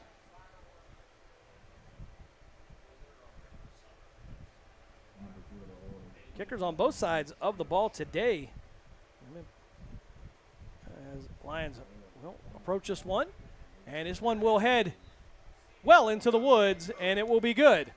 So with 39 seconds left here in this first half, Cleveland cuts the deficit to a score of 14-7. You are listening to Cleveland Cobras football here on Western Reserve Radio, a part of the iMedia One Network. We'll be right back after this. The Mahoning Valley's leader for golf, Milk Creek Golf Course, is now booking tee times for 2024. We offer stay and play opportunities available with 9 area hotel partners. For more information, visit our website at millcreekmetroparks.org. Also, look for new, exciting opportunities coming soon, including an indoor player development center with Trackman, an indoor Callaway club fitting center, and an Odyssey fitting studio in 2024. Follow us on Facebook at Milk Creek Golf Course or call 330-740-7112. Yo, what's going on, guys? This is Tyree Knight, number 2 of the Cleveland Cobras, and you're listening to the Tri-Point Football League on Western Reserve Radio and the iMedia One Network. Go Cobras. 39 seconds left here in this first half. I'm going to get it right, Dave. Cleveland with a touchdown on an 8-yard pitch and catch from Slap Thompson to Keyshawn Baycoat. Baycoat gets it in the end zone after bobbing and weaving. And the Cobras cut the deficit by 7. Cleveland will have to kick off in the second half as the ball will come off the tee. And Gaddy will hold this one for Ben Lyons. That wind's starting to pick up pretty good out there. You can tell it's kind of not really blowing in a certain direction either here. As Gaddy will hold this one on the tee. Been fortunate with the rain forecast here so far. It's at 90% on AccuWeather. This one's going to be a line drive headed down near the 15-yard line. Right near the 20-25. Out to the near side. Matt Wise on the nearest Cobra to make the contact, and he'll be brought down near the, we'll call it 36. So 30 seconds left here, first half. Steel City will have the ball with just about a half a minute left. We'll see if they want to put something together here as they will get the ball in the third quarter as well. Steel City with a 3-1 record in the Tri-Point Football League. Their only loss to the Erie Express, as are the Cleveland Cobras with their only loss last week to the Erie Express as well. The Erie Express coming over from the GDFL after a few years over there under leadership of Paul Pennington. Green now in the shotgun, twin receivers to each side. 30 seconds left here. Green 3-step drop, steps up in the pocket, nobody there, plenty of room to run. Thinks about throwing it, but he'll tuck it. And he'll take it himself past the 50, 45, and be. Actually, they're going to blow the whistle at the 40-yard line. And we got a flag on the play, and we got a Steel City player without a helmet on. We'll see where this is going to go. This was on the back half of the play. Didn't see what happened back there, but our head linesman was the one that threw the flag. 14 seconds left here in this first half as the referee and head linesman discuss what the penalty is going to be. Andy Code also headed to the sideline without his cap as well.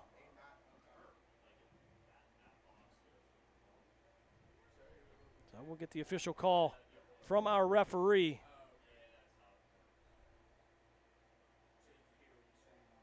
As he comes over, and he'll want to talk to the Steel City sideline as well, apparently. So moving the ball forward here, it's going to be marked at the 40. So if this is a dead ball foul, if they're going to offset, the ball will remain where the play ended. Our referee still having a discussion with the Steel City staff near their sideline. 14.6 seconds left here in this first half. Cleveland trails by a score of 14-7. They will have to kick off in the second half.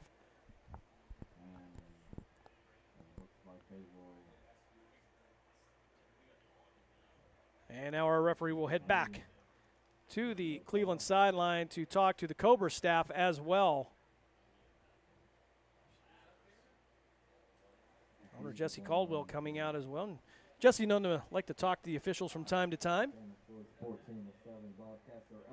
Cobras making the bus trip from Cleveland, Ohio, which I believe would be about a 2-hour and 20-minute trip if I'm not mistaken. Well, from Youngstown, it was 1 hour and 4. So we're We're a little closer. We'll take it. Nice thing about being halfway between Cleveland and Pittsburgh. You're always halfway there. Yep, so if you are on either side of the Cleveland-Pittsburgh rivalry and you are for unsportsmanlike conduct against Steel City, unsportsmanlike conduct against Cleveland, and we have an ejection. And time will stop here, 14 seconds left. Maybe Steel City taking a timeout here as we have 14 seconds left here in this first half. So somebody will be on the shelf there on July 13th. And I'm wondering if it's Andy Cote is the one that's going to be ejected. He doesn't have a helmet anymore. And that would be the second time this year that Cote has been ejected from a game, was also ejected from the Ohio Gladiators season opener back on June 1st. However, that one was overturned. Yeah, the ejection stood for the game, but the follow-up suspension for the following game was overturned. Right. So. And when he got ejected, if I remember it wasn't until early in the fourth quarter. Yeah, he made most of the game. And again, one of the best games of the season there. Right. We saw the back and forth between them and the Ohio Gladiators. Great job on both sides of the ball that day. Andy's got his helmet in his hand again, so. And it looks like the Cleveland staff want to speak with the referee. And referee obliging them. So really allowing a lot of leeway here. As the Cobras trail by a score of 14-7 here, just about 14 seconds left here in this first half, and we hope that we can get through this game without any of the forecasted downpours, as we've been keeping an eye on AccuWeather on the way down. Look good so far. I think at kickoff we didn't see anything on the radar, if I'm not mistaken.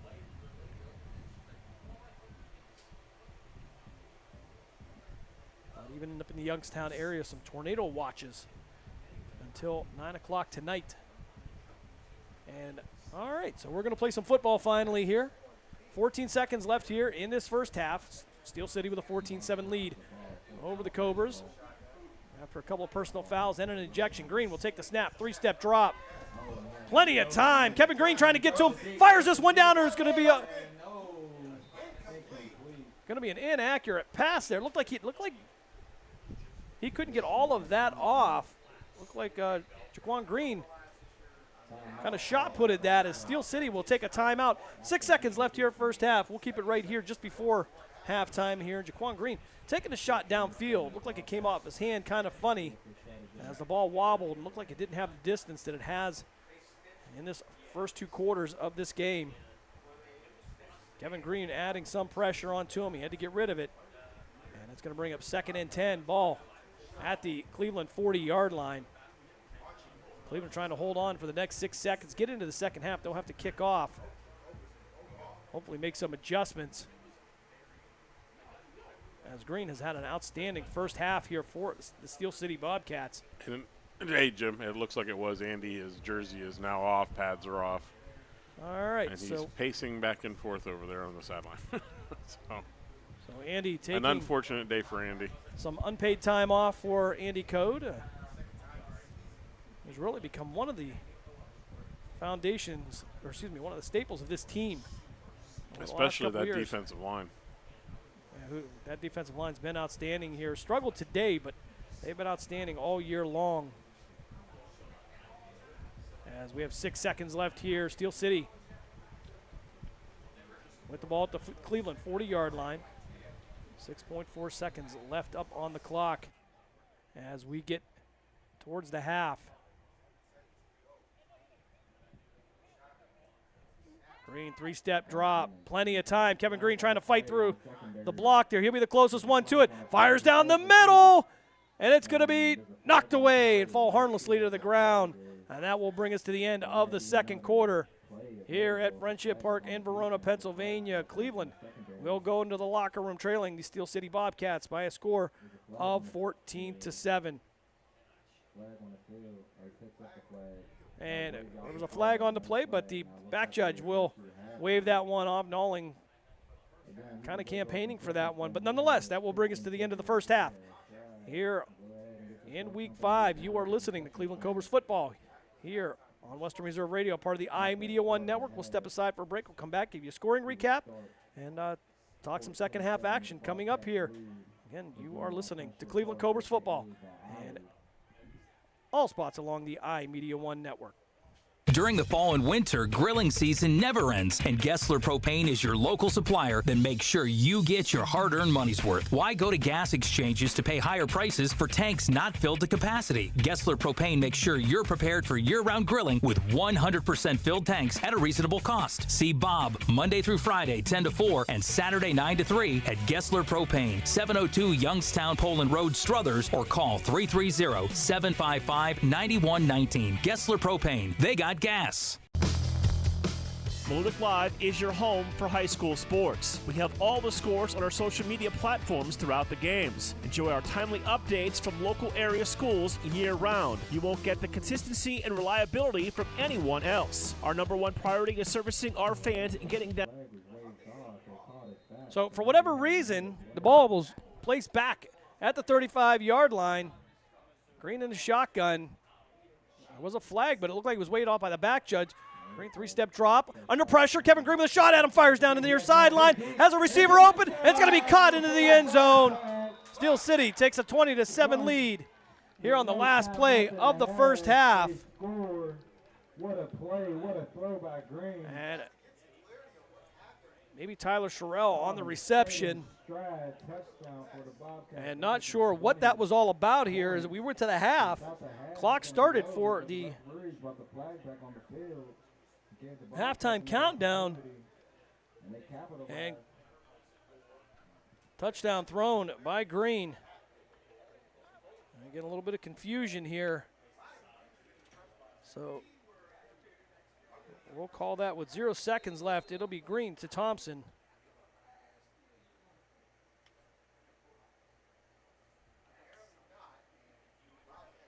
As Andrews now on for the extra point. Snap is back, kick is up, and it is good. So that, I believe, this time will actually bring us to the half. As Cleveland now will go into the locker room trailing by a score of 20-7, and they will have to kick off in the second half. We'll step aside for a break. You're listening to Cleveland Cobras football here on Western Reserve Radio, part of the iMedia One Network. During the fall and winter, grilling season never ends, and Gessler Propane is your local supplier that makes sure you get your hard-earned money's worth. Why go to gas exchanges to pay higher prices for tanks not filled to capacity? Gessler Propane makes sure you're prepared for year-round grilling with 100% filled tanks at a reasonable cost. See Bob Monday through Friday, 10 to 4, and Saturday, 9 to 3 at Gessler Propane, 702 Youngstown Poland Road, Struthers, or call 330-755-9119. Gessler Propane. They got gas. Melodic Live is your home for high school sports. We have all the scores on our social media platforms throughout the games. Enjoy our timely updates from local area schools year-round. You won't get the consistency and reliability from anyone else. Our number one priority is servicing our fans and getting them live news as it's happening. Follow us on social media, Twitter, Facebook, and Instagram at Melodic_Live. And remember, our fans come first. The Mahoning Valley's leader for golf, Milk Creek Golf Course, is now booking tee times for 2024. We offer stay and play opportunities available with 9 area hotel partners. For more information, visit our website at millcreekmetroparks.org. Also, look for new, exciting opportunities coming soon, including an indoor player development center with Trackman, an indoor Callaway club fitting center, and an Odyssey fitting studio in 2024. Follow us on Facebook at Milk Creek Golf Course or call 330-740-7112. Lena's Pierogi House is your home for the area's best variety of pierogies. Daily specials include the Polish platter, the Hungarian platter, stuffed cabbage, and halushki. Having a last-minute get-together? Lena's has you covered with a wide variety of frozen take-home pierogies and dumplings. Go to Facebook at Lena's Pierogi House to see the weekly lineup of available flavors for dine-in or carry-out. Catch the best at Lena's Monday from 10 a.m. to 4 p.m. and Tuesday through Friday from 10 a.m. to 8 p.m. 20 North Main Street in Hubbard, or call 234-254-8532. Professional, fast, highly knowledgeable, easy to work with. These are real reviews by customers of Sandrock Concrete. For all your concrete block, brick, stone, stonework, and excavating needs, call Jerry Sandrock. For your free estimate at 330-506-0013. Sandrock Concrete is fully insured and ready to make your ideas a reality. Sandrock Concrete is a proud supporter and sponsor of Mahoning Valley High School football on Western Reserve Radio. Located in Applewood Estates in Boardman Township, the Applewood Swim and Tennis Club offers a pleasant family environment. Choose a membership that meets your needs and enjoy a relaxing venue that includes not only swimming for the family, but also youth activities such as competitive swimming, tennis, and more. Enjoy the friendly atmosphere all summer long with the staff and members of the Applewood Swim and Tennis Club. For more information, go to applewoodswimandtennis.com or call 330-953-2833. Yo, what's going on, guys? This is Tyree Knight, number 2 of the Cleveland Cobras, and you're listening to the Tri-Point Football League on Western Reserve Radio and the iMedia One Network. Go Cobras. Halftime continues here at Friendship Park in Verona, Pennsylvania. Steel City Bobcats with a 21-7 lead over the Cleveland Cobras. A little controversy at the end there. As we had a flag, it looked like the back judge waved it off, but they gave Steel City Bobcats an untimed down. They score on a 40-yard touchdown pass from Green. So I believe that's going to be Marshall Thompson. Don't quote me on that. Again, we did not get an official roster from Steel City, so we do apologize to the young men over there on the Steel City side. But nonetheless, here's how scoring went. First quarter, with 7:18 left in the first frame. It would be Jaquan Green getting into the end zone on an 11-yard touchdown run. That would give the Bobcats a 7-0 lead. And at 2:04 of the first quarter, I believe that's going to be Zachary Threats on the 3-yard run that would give Steel City the 14-0 lead. In the second quarter, it would be Slap Thompson hitting Keyshawn Baycoat on an 8-yard touchdown pass. Baycoat twisting and turning through traffic to get into the end zone. They would cut the deficit to 14-7. And again, as we talked about the controversy at the end of the second quarter, a flag came out. The back judge initially looked like he had waved it off, indeed gave the signal as he was picking up the flag, but nonetheless, the Steel City Bobcats got an untimed down. As we're getting an update here, the Erie Express with a 20-0 lead over the Beaver County Arctic Bengals. Try to get you an update also from Canton as the Stark County Wolfpack and the Mahoning Valley Federals go at it for the second time this season. They opened up the Tier 2 league season on June 1st. Stark County Wolfpack came away with a 19-6 win over the Federals. The Federals getting their first win of 2024 last week as they knocked off the Ohio Legends. And coming up next week, Tri-Point Football League will be on hiatus for the 4th of July weekend, and the Cobras will return on July 13th as they will make their way to a little place northeast of Cleveland called Youngstown, Ohio, where Dave and I will make our travel plans. Most likely. That's a 5 o'clock game? 6 o'clock. Oh, it'll be a 6 o'clock game. Interesting story there. We're going to have to leave at noon. Interesting story. The field is right next to the church, and there is a mass at 4 o'clock. So in order not to disturb that, the kickoffs are at 6 o'clock there at St. Christine's at the corner of Canfield Road and Shenley Road over on the west side of Youngstown. Should be an exciting matchup. A lot of connections there as these two teams get together on July 13th. And then the Cobras will wrap up the last 2 weeks of their season as they will host the Columbus Fire at Brooklyn Stadium. And in week 8, they will go down to J.C. Stone Field where they will take on the WPA Wildcats. Again, the Wildcats returning after a couple-year hiatus. Owner Johnny Ray, actually the head coach over at Kennedy Christian in Pennsylvania for a few years. So the Wildcats went on hiatus, and he brought him back this year as he has moved on from that assignment as well. That will wrap up the regular season, and we'll have to check, but I do believe it will be tournament style here at the end. Every team in Tier 1, Tier 2 will make the playoffs, so each team playing for seeding. And I'm not sure if the number ones get a bye or not, but No, we'll have to look into that. well, yeah, certainly we'll have to check into that one. It could be a big advantage. But on another note, I know this isn't football, but I'd like to send a congratulations out to Luke Osborne, who is now a Buffalo Sabre from the Youngstown Phantoms. Chase Patella, who isn't going far from Youngstown. He's going to be right here in Pittsburgh. He's a Penguin. Outstanding. And then Torrey Pittner, who is going to be with the Colorado Avalanche. Well, NHL draft, the last couple of days here in the USHL continues to just produce outstanding NHL talent. You want to talk about that since we are, of course, the home of the Youngstown Phantoms. Ryan Lomberg, part of the Florida Panthers. They just won the Stanley Cup, and saw several videos with Ryan. Looked like he was having a really good time. Hey, so you know what? You win that cup, you get to have a good time. So congratulations to Ryan Lomberg, again, former Youngstown Phantom.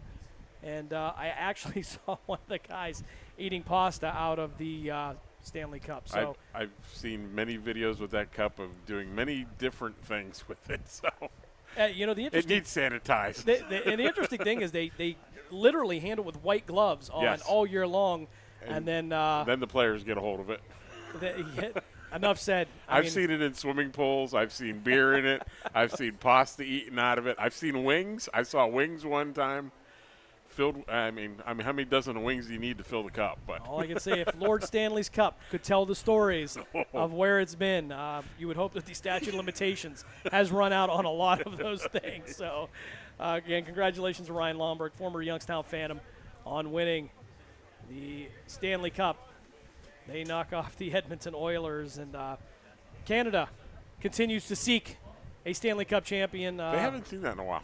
I don't know if Commissioner Gary Bettman is going to allow that to happen. And we were just talking to Ramel Thorpe here from the 216 Sports Network. And, interestingly enough, Japan knocks off Team USA in the national competition 41-20. Right. And that's what I thought about that. It's almost like when the U.S. took over hockey from Canada, except we're on the other side now. And I don't know if I find it so funny anymore. No, it's really not. But, hey, it happens. So the whole world getting on board with football. Yeah. As well as hockey. And hockey, of course, acknowledges one of the international sports that everybody enjoys here. And Olympics starting here real soon. Summer Olympics coming up here. And we unfortunately, it's the Summer Olympics and not the Winter Olympics, because I look forward to curling every year. As silly as that thing looked at first, I'm what is this? And then you start to watch it, and you start to understand what they're doing. Oh, yeah, and the science behind it. Yeah, I was going to say there's a precision to it. There is. But I'm starting to see now. There's curling leagues. I was just going to say. I know there's a few right here around Pittsburgh. Yeah, a few recreational curling leagues. Yes. Maybe we can get one started in Youngstown and start playing at the Cavelli Center. Maybe we can get Mark Means on board here. Hey, Mark could do play-by-play for curling. I think he'd be a good sweeper. He could be a good. I don't know if you want to get Mark on the ice.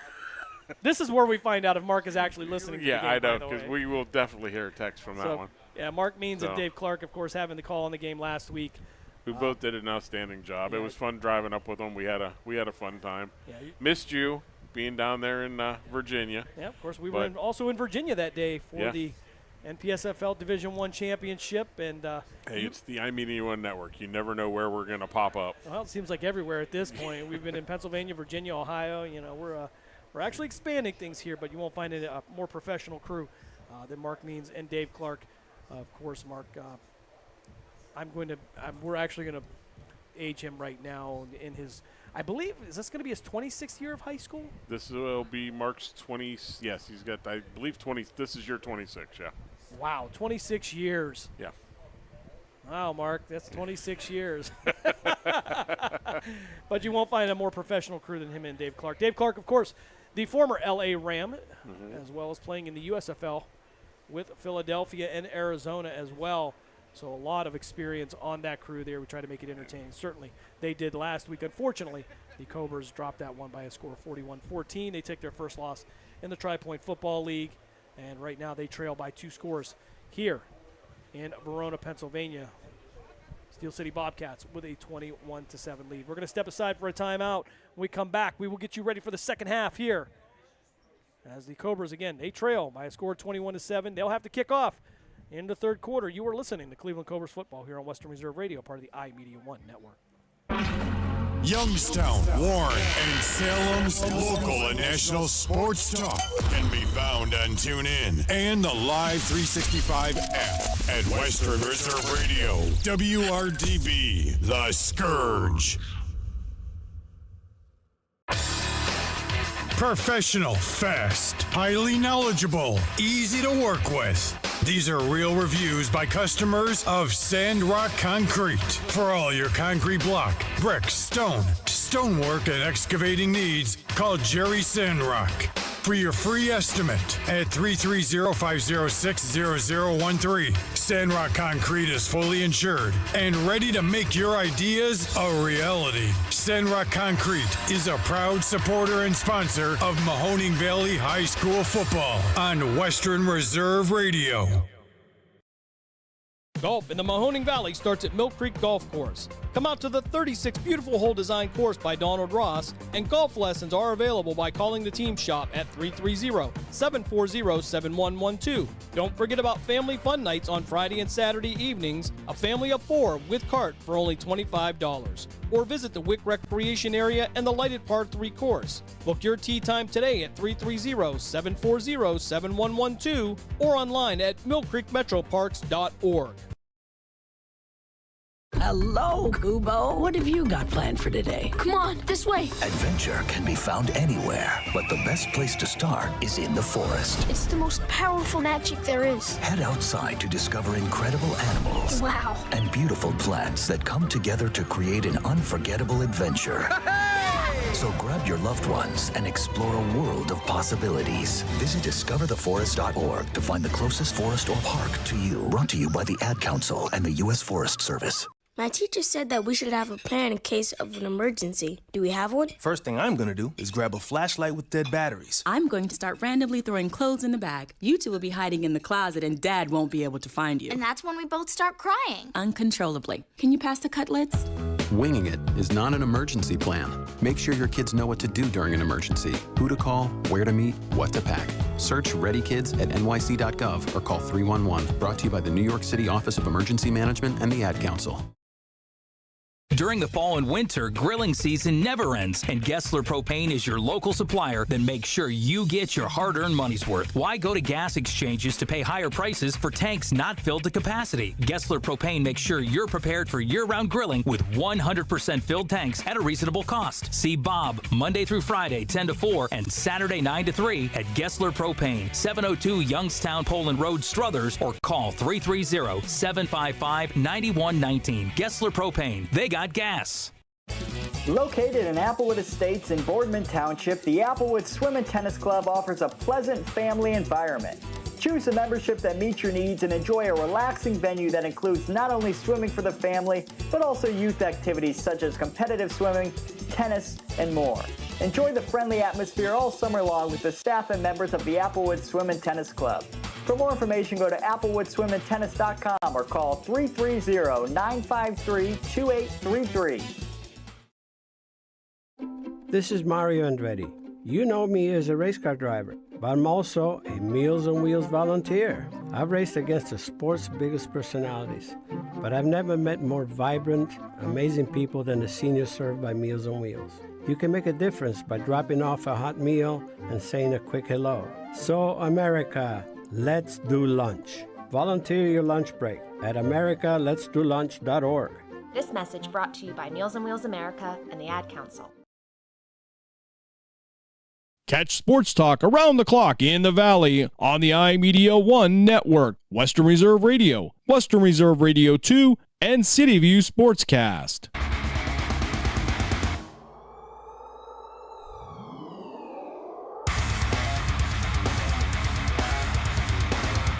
Back here as we get you ready for third quarter action here at Friendship Park in Verona, Pennsylvania.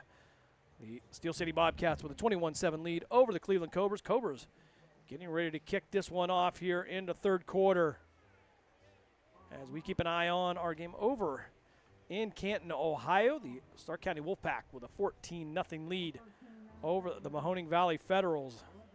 And the the second game of the 2-game series for them this year. Again, their first game was played June 1st in Youngstown. Stark County Wolfpack get the 19-6 win. Cleveland looking to bounce back after their 41-14 loss to the Erie Express last Saturday in Brooklyn. And I believe last we checked, the Erie Express were up 21-0, or 20-0 over the Beaver County Arctic Bengals.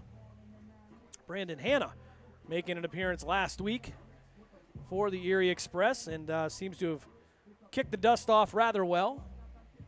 Of course, Brandon Hanna, the head coach of the Jefferson Falcons up in Ashtabula County, and actually took them to the playoffs in his first year as head coach. So, yeah, he's actually doing a lot more than just football now. I guess he's also the girls basketball coach for, I think it's the 8th grade team.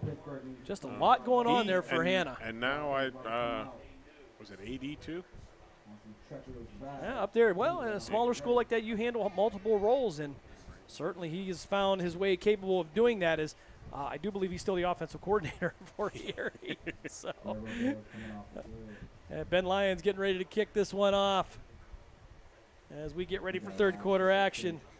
Well, thank you for joining us here on Western Reserve Radio and the iMedia One Network.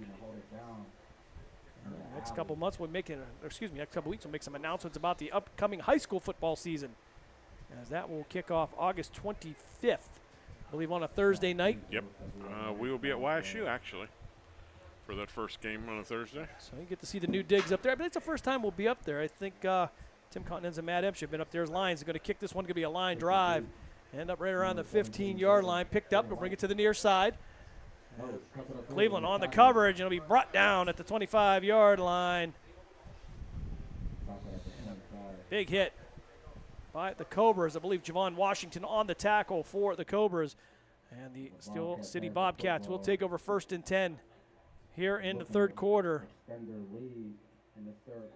Steel City started off the first quarter with an up-tempo offense. Went no huddle and all the way downfield. They get into the end zone on an 11-yard touchdown run. And then later on in that first quarter, with just about 2:03 left,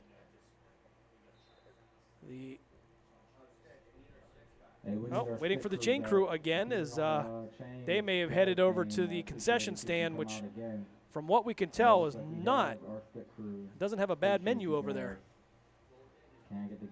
Now I'm looking down here at Rommel, and we got hot dogs. I don't know what else. He walked in here with a few things. And I'm seeing some I saw some chicken fingers and things like. Yeah, I think things are going all right here. As Green now in the shotgun, running back to his left. Twin receivers to the far side. Single receiver to the near side. Just underway here, third quarter. Green will send a man in motion from left to right. They'll hand it off to the right side. Cut back and working back upfield to the 35-yard line. That's going to be close to a first down. And they will say, indeed, it will be enough for a first down. Doswell on the carry. As they're going to go up-tempo again. Doswell with another carry. Working his way upfield. Past the 40, down to the 45-yard line. That'll be enough for another Steel City first down. The officials will wave on the chain crew. 14:21 of the third quarter here. Third straight play. No huddle. Green now in the shotgun again. Twin receivers to each side. Green, quick pass out to the near side. Caught. He'll make it out to midfield. Leap over a player, and he'll go out of bounds at the 45-yard line on the Cleveland side of the ball, or excuse me, Cleveland side of the field. I believe that's Tyler Sherrill on the run for Steel City. They'll call it first down on the Cleveland side of the field. Another handoff up the middle. Contact in the backfield, but he'll break through. Pickup of about 6 on the play. That will actually give him credit for 7. Green, right back to the line. Man in motion, left to right. He'll line up in the backfield. Handoff is Doswell, try to get around to the outside. Kevin Green will wrap him up. And after about a yard play, we'll bring him down. 13-12 left here, third quarter. Kevin Green and Stallworth On the rotation now on the interior for that Cleveland line. They'll go three-man front. Stallworth at the nose. Read option here is Green going to take it himself. And he's going to break through the line, break a couple of tackles, drive the pile, and work his way towards the 25. And I'll say he was down at the 25-yard line. Another first down for Steel City as they start the third quarter off the way they did the first quarter. Unfortunately, we got 2 Cobras down on the field here. Gnawing down on the field for Cleveland. 12:38 left here, third quarter. Steel City will get an opportunity to take a break. They've gone no huddle here from the opener and kick of the second half. They'll mark the ball at the 25. It'll be 1st and 10 for Steel City. Gnawing with a stinger to his left shoulder. And should be more specific, that's going to be Durante Gnawing, as he and Dontrell are both on the same roster. Dontrell number 3, Durante number 31. He will make his way to the sideline. Steel City will have the ball 1st and 10 at the Cleveland 25-yard line. 12:38 left here, third quarter. Steel City with a 21-7 lead over the Cleveland Cobras.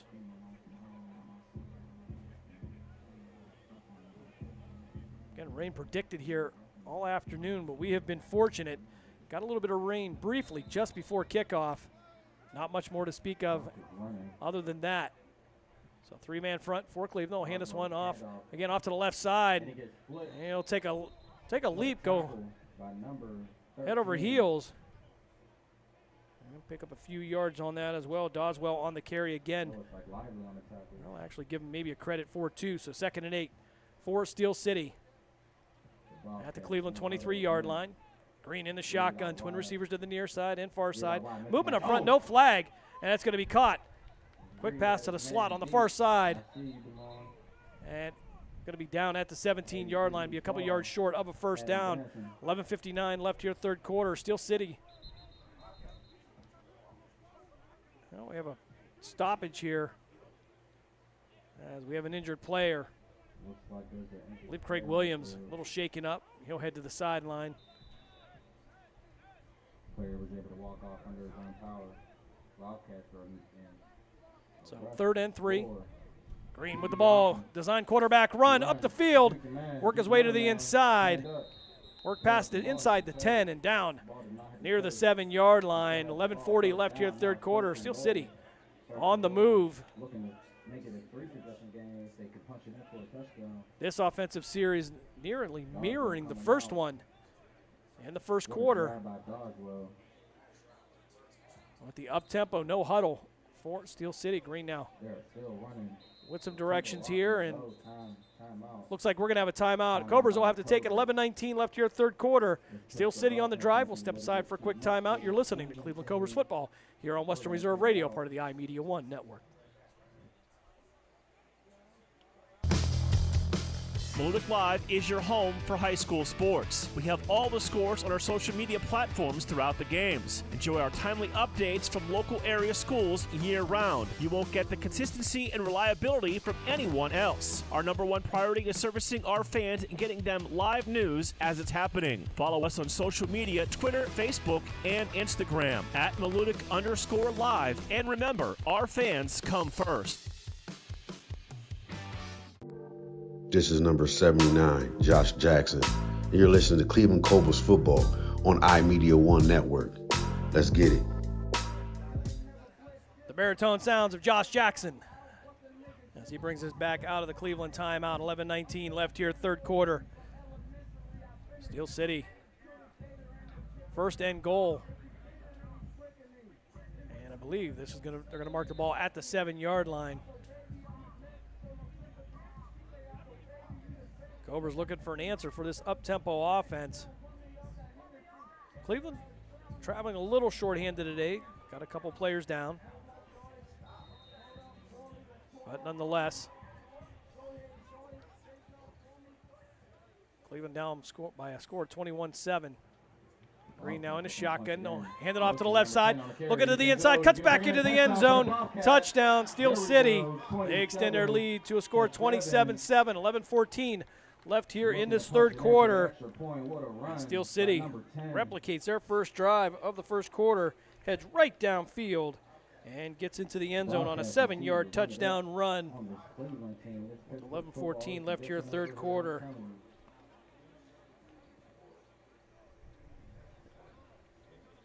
And another number 10, that would be Scott Andrews. We don't have another 10 on there, so again, we don't know who to give credit to. We apologize for that. As Steel City scores on the ground. They take the opening kickoff of the third quarter, head right downfield, and Andrews will kick this, and they will not have to flip sides of the field this time. Over on City View Sportscast, the Stark County Wolfpack still with a 14-0 lead over the Mahoning Valley Federals. Just under 10 minutes to play there in Canton. Matt Libsack, Matt Imshaw on the call there. Andrews for the extra point. Snap is back. Kick is up. And it is good. So 11-14 left here in the third quarter. Steel City drives right downfield. They take the 28-7 lead over the Cleveland Cobras. We'll step aside for a quick timeout. You are listening to the Cleveland Cobras Broadcast Network here on Western Reserve Radio, part of the iMedia One Network. Lena's Pierogi House is your home for the area's best variety of pierogies. Daily specials include the Polish platter, the Hungarian platter, stuffed cabbage, and halushki. Having a last-minute get-together? Lena's has you covered with a wide variety of frozen take-home pierogies and dumplings. Go to Facebook at Lena's Pierogi House to see the weekly lineup of available flavors for dine-in or carry-out. Catch the best at Lena's Monday from 10 a.m. to 4 p.m. and Tuesday through Friday from 10 a.m. to 8 p.m. 20 North Main Street in Hubbard, or call 234-254-8532. This is number 56, Antoine Peterson, known as Tony Sweets. You're listening to Cleveland Cobras football on iMedia One Network. 11-14 left here, third quarter. Cobras now trail by a score 28-7. Steel City Bobcats, they get it in the end zone again on a 7-yard touchdown run. They increase their lead to a 3-score lead. Andrews to kick off for the Steel City Bobcats. Just a reminder, the Tri-Point Football League will be on hiatus next Saturday for the 4th of July weekend. They will return on July 13th. They take on the Mahoning Valley Federals. Andrews with a line drive kick down to the 30-yard line, picked up inside the 30.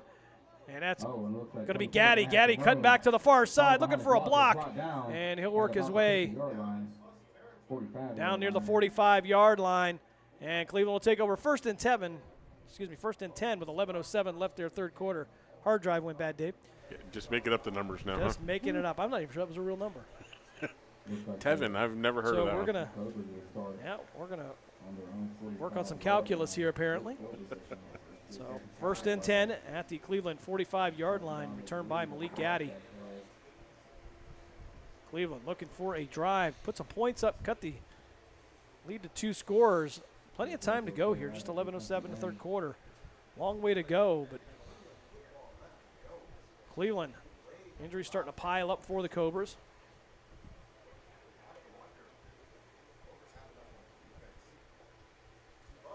Yeah, between the injuries and the loss of Andy Coate there in that second quarter, it's going to be a tough go here.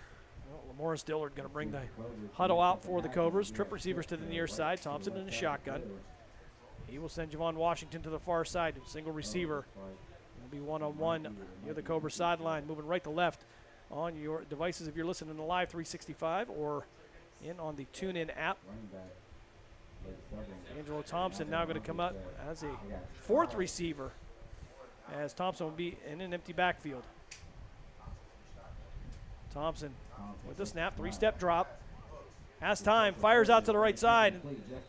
Underthrew his intended receiver right near the 50-yard line. That'll stop the clock, 10:57. No, actually, clock will continue to run here. 2nd and 10 now from the Cleveland 45-yard line. Thompson kind of short-arming that one.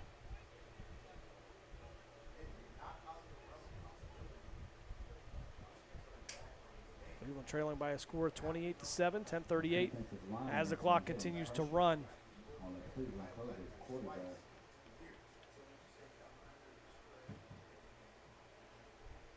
receivers to the near side now. That'll be Baycoat and Wise.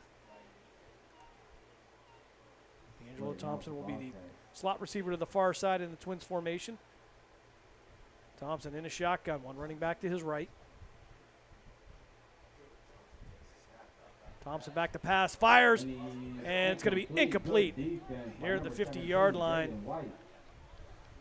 Try to find a running back coming out of the backfield. Try to get a number for you there. It's kind of hard to see from this angle. Number 42. As we have an 81 on the field, not sure who that is today. That number 2 has also been passed around a little bit. Green will come to the sideline for a breather, playing both sides of the ball. Oh, excuse me, we got 2 16s. Never mind. So 3rd and 10 for the Cobras. Ball still at the Cleveland 45-yard line. 9.5 minutes left here, third quarter. Emmett Calhoun now in at running back. Actually, he's going to come in at the quarterback position. Javon Washington to his left. D'Angelo Thompson in motion from left to right. Ball on the ground. And it's going to be picked up by Emmett Calhoun, who had it originally, tried to get back to the original line of scrimmage. He's going to lose a couple of yards on that.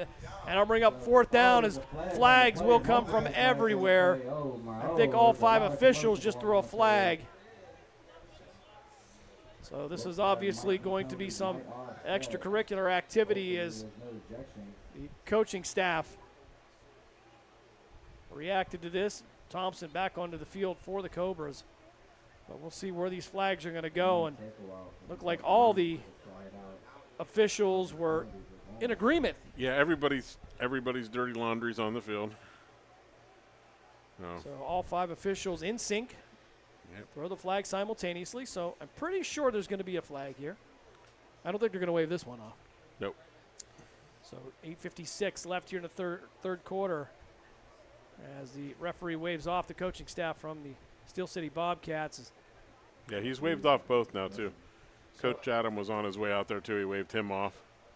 So they want to discuss this before they talk to anybody. So 4 of the officials will huddle up right around the 36-yard line themselves. Try to figure this out. And it looks like we're going to have a final decision here. Referee going to head to the visitor sideline, try to give them an explanation of what's going on here. Couldn't really tell from our vantage point what was going on because everybody was in such a tight huddle. Yeah, everybody was in a big bunch over there, and we were watching Emmett churn his legs trying to get a few more yards there, and thought he was going to break it there for a second. Yeah, somehow or another, Emmett Calhoun ended up with the ball and gave you a little bit of hope that that was going to turn into a positive play, but did not. They'll mark the ball at the 41. Now it's going to be on the Steel City side of the 40-yard line. Yeah, I don't think they've moved anything yet. I think they're still discussing. I think Jesse's out there now. So everybody trying to make their case here. 8:56 left here, third quarter. Coaching staff just keeping players on the sidelines. Well, the only problem is we can't keep the coaching staffs on the sidelines. Yeah.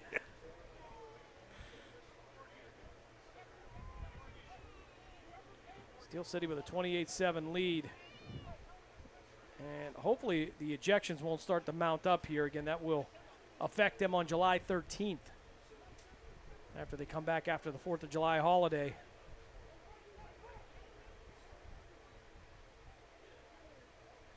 And we'll see if we can get a call from our head referee. So, unsportsmanlike conduct call against Steel City. Unsportsmanlike call against the Cleveland Cobras. They will offset. So, after all the deliberation, there is an ejection.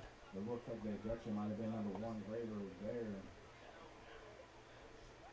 So, the play will roll over. The official's not done yet, as Jesse Caldwell making his way to the middle of the field.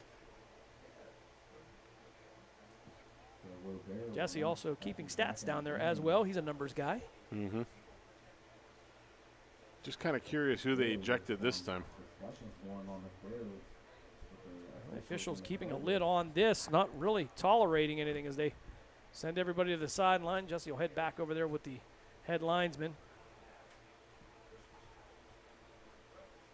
And finally, it'll be 3rd and 14 for the Cobras. Thompson in the shotgun. Twin receivers to each side. Bayco will be the receiver to the near side. Wise will be the slot.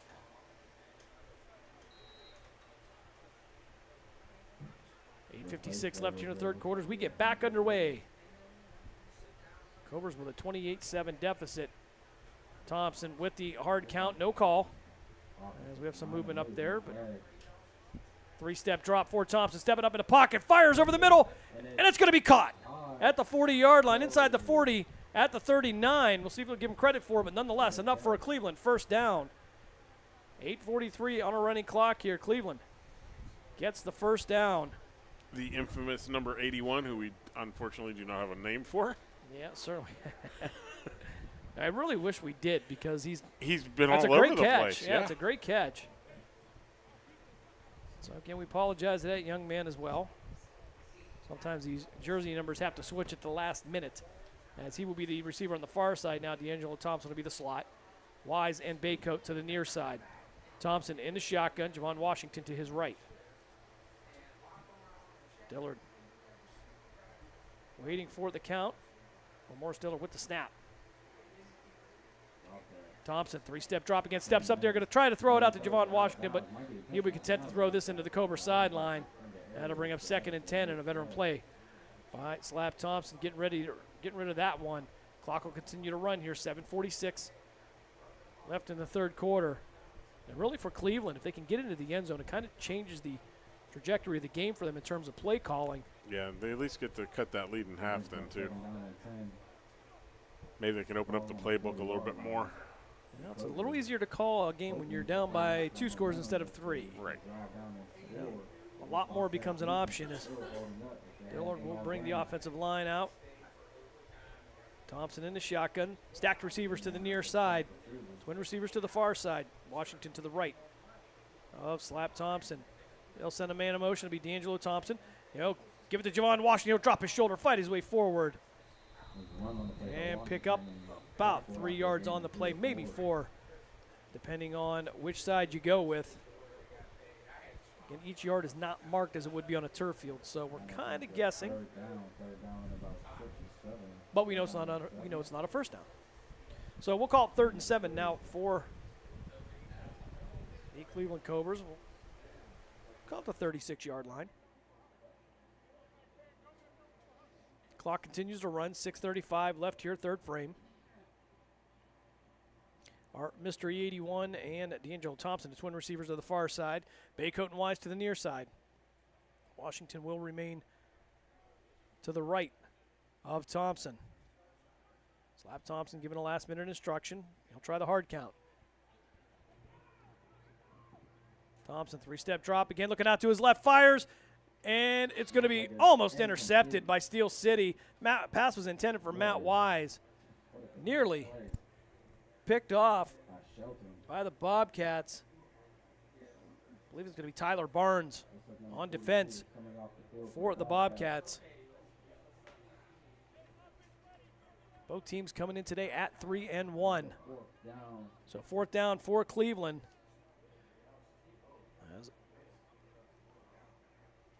They are getting into 4-down territory the entire second half here, trying to catch up. Down by 3 scores, 28-7 is the Steel City lead.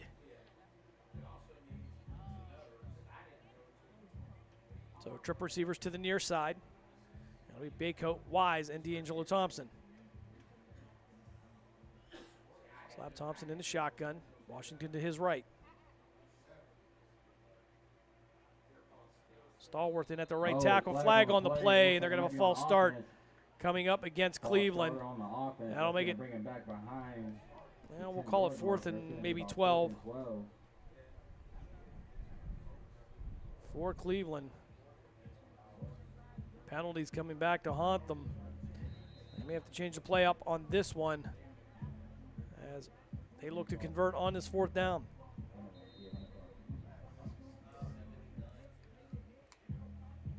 5:07 left here, third quarter.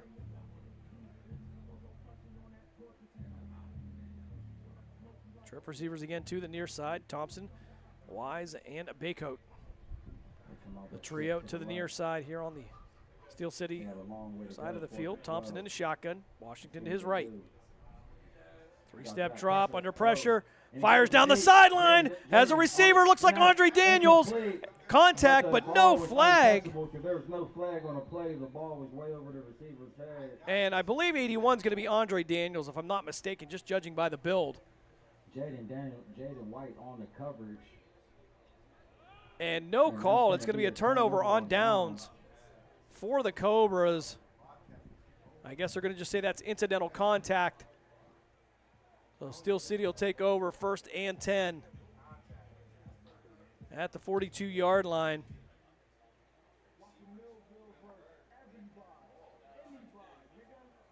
Don't know about that one, but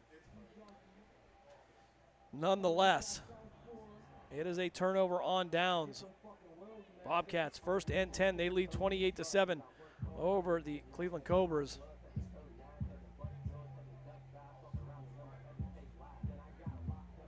I'll remind you, coming up Saturday mornings here at 9 a.m. It's the Saturday Morning Sports Page with Pat Lucci and Dave Clark. Talking about everything in the wonderful world of sports.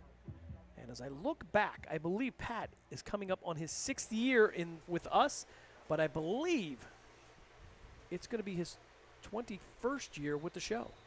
I think you're right. And then we have a flag on the field.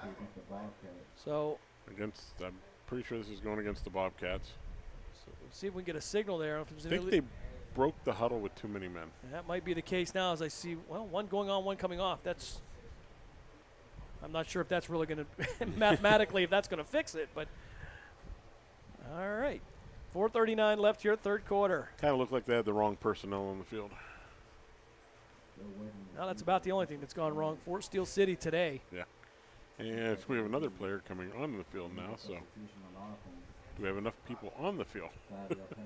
Well, the more people you have, the easier it is to win this game. Let me tell you. You can play with 12, 13. It's makes it a lot easier. So Green again will try this as they'll go twin receivers to the far side. And now twin receivers to the near side. Green in the back. Give it off to the right side. Room to work. You get to the line of scrimmage. Maybe pick up a yard on the play. Oh, actually, pick up 4 yards on the play. Excuse me. They are behind the sticks here, so 2nd and 11. Now for Steel City. And they'll go right back to the line. Rasheem Farmer now in at the running back position. 3-step drop. For Green under pressure. Rolling out to the far side. Has room to run. Looking for the corner, and he's going to be cut down near the line of scrimmage. Kev Fortson on defense for the Cobras. He gets the tackle. 3:56 on a running clock. It's going to bring up 3rd down for Steel City. And I believe Kev Fortson going down with a cramp in his leg, trying to work that out of his left calf. And may have gotten it himself.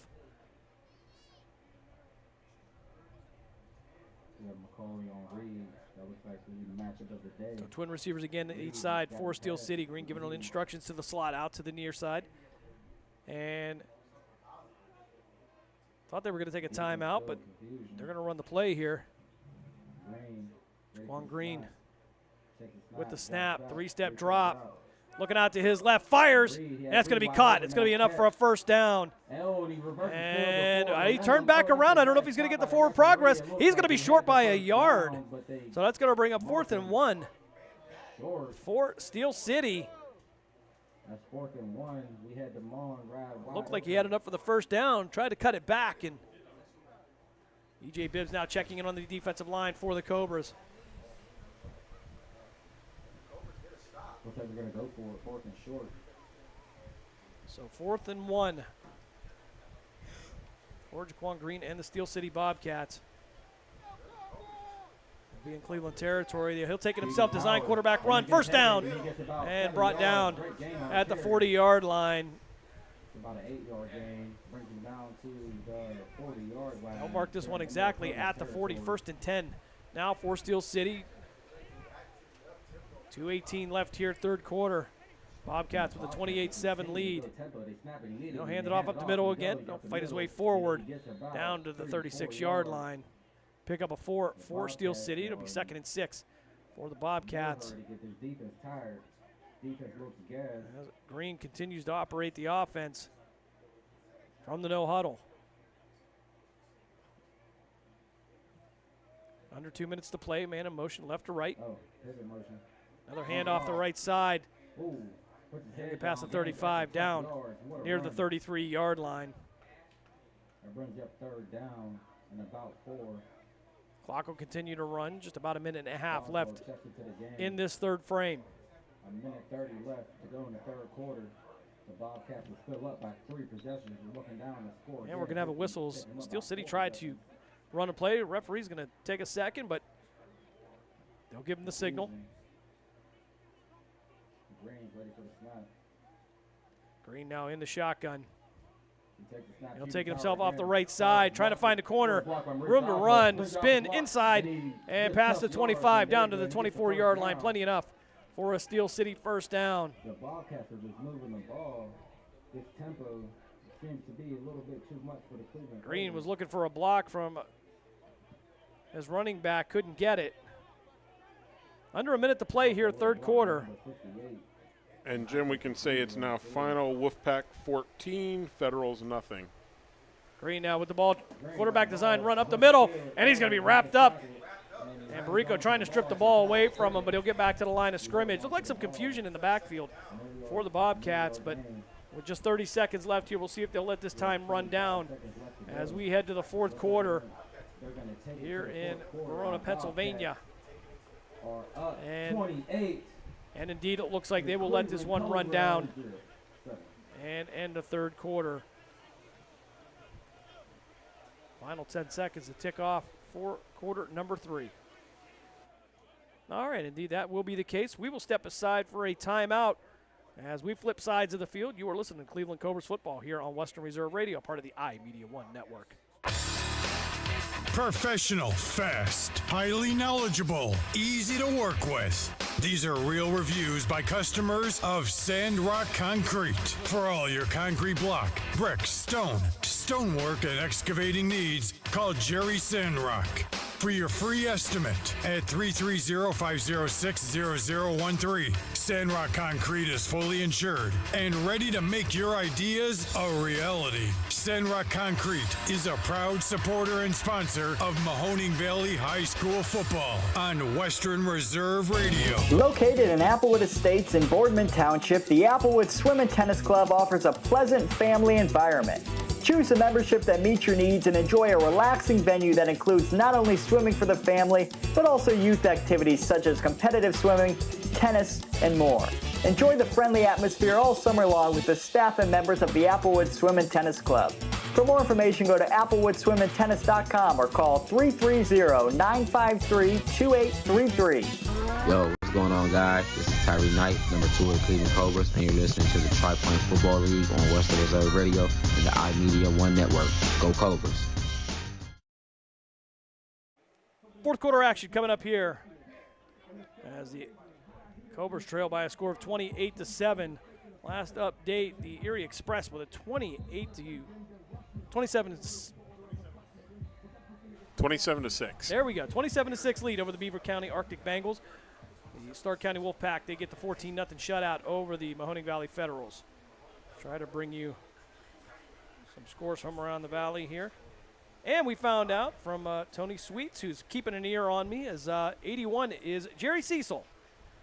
So that visor kind of threw me off. I thought that was Andre Daniels for a minute. But Green now in the shotgun. Stacked receivers to the far side, moving right to left on your devices now. They'll hand it off straight up the middle. Ball's loose on the ground. It's going to be picked up by Steel City again. And Craig Williams going to come in and make the tackle. And a fortunate bounce for Steel City as it bounced off the ground. Right into the arms. If there had been a Cobra there, that might have been 6 the other way. But that has been the kind of day it has been for Cleveland. That looked more like a basketball than a football with that bounce. Odd bounce here, considering this is grass too. I yeah, mean, it went straight up. So as Coach Gessler would say, that ball bounces from an oblong object. As 3rd and 10 now for Steel City. 3-step drop by Green, rolling out to the far side, fires down into the end zone, has a man open, and it's going to be caught. Is it in the end? And it's a touchdown. Touchdown for the Bobcats. 25 yards for Steel City. They take a 34-7 lead here into third quarter. That was tremendous defense. Number 7 on the catch.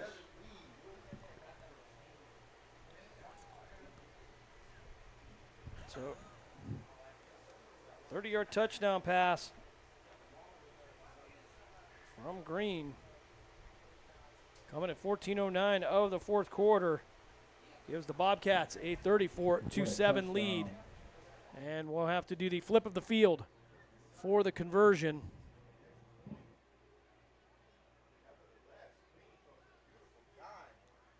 And unfortunately for Cleveland, just a great pass by Jaquan Green.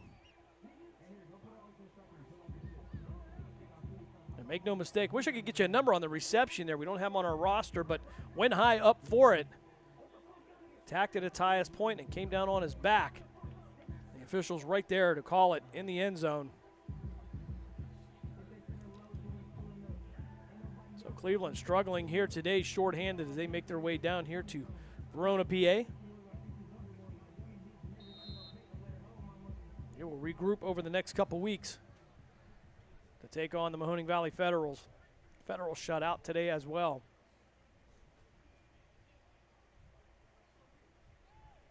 Andrews now on for the extra point for Steel City.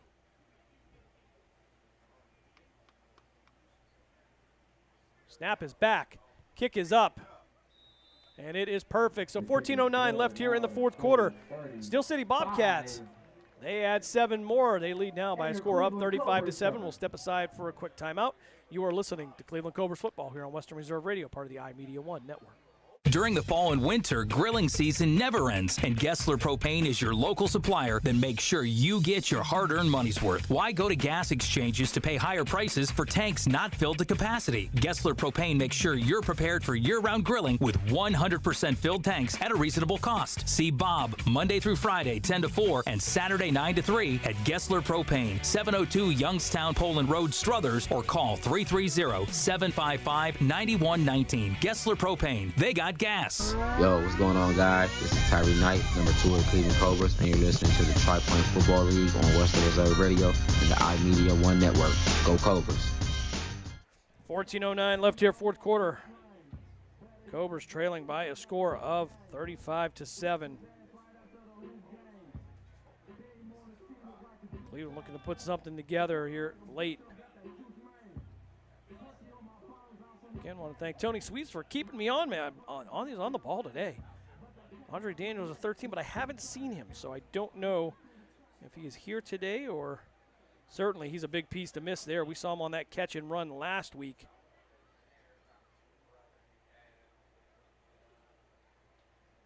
As he ran through nearly the entire Erie secondary on a pass from Slap Thompson. Andrews now to kick off. Tyree Knight back to return. So Jerry Cecil's wearing 81 today. Again, we apologize for that. High kick. It's going to go out of bounds, so no flag. Oh, flag on a play. So, yeah, flag unrelated coming at midfield. And I believe that might be that might be Chris McCauley. It was involved in something. Cam McCauley, excuse me. So again, a bunch going on here with 14:09 left here in the fourth quarter. They'll move the ball back. So penalty coming up against Cleveland. It'll be the personal foul coming up against the Cobras. They will mark the ball back at the 20-yard line. 14:09 left. When it rains, it pours. Penalty on the Bobcats, too. All right, so they assessed the one against Cleveland. Now they will assess the one against the Steel City Bobcats. So if you are doing some algebra, this will be the plus and minuses as they mark the ball now at the 35-yard line. And, okay, I think we're settled in now. Giving the officials a workout today. So it looks like Cleveland's going to take over 1st and 10 at their own 35-yard line. 14:09 left here in this game. Cobras trailing by a score of 35-7. And we talk about some of the keynote names missing today as Washington will line up to the left of Thompson.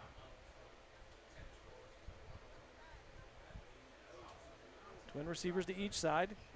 Cobras moving left to right on your Live 365 apps or tune in, or if you're watching it on Facebook. Thompson with a pump fake under pressure. Going to be brought down in the backfield. And another sack for the Steel City Bobcats. I believe that's going to be the 3rd of the day for the Bobcats. And Ramon Adams, I think. Well, we have a 16 out there. Not sure who it is. Again, multiple numbers. So some just listed as athlete, and we're kind of guessing. And another flag on the play, and coming way after the play. And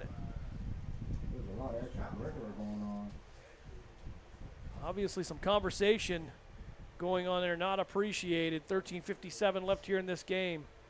Cobras trail by a score of 35-7. And our official going to call a dead ball foul, personal foul coming up against Cleveland. And it'll still be 2nd down, so they'll move this one back. Another personal foul.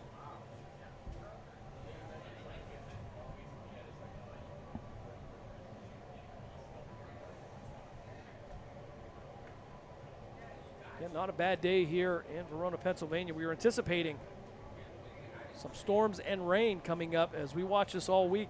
Chances of rain were in the 80s and 90s. Got it unsportsmanlike now coming up against Steel City.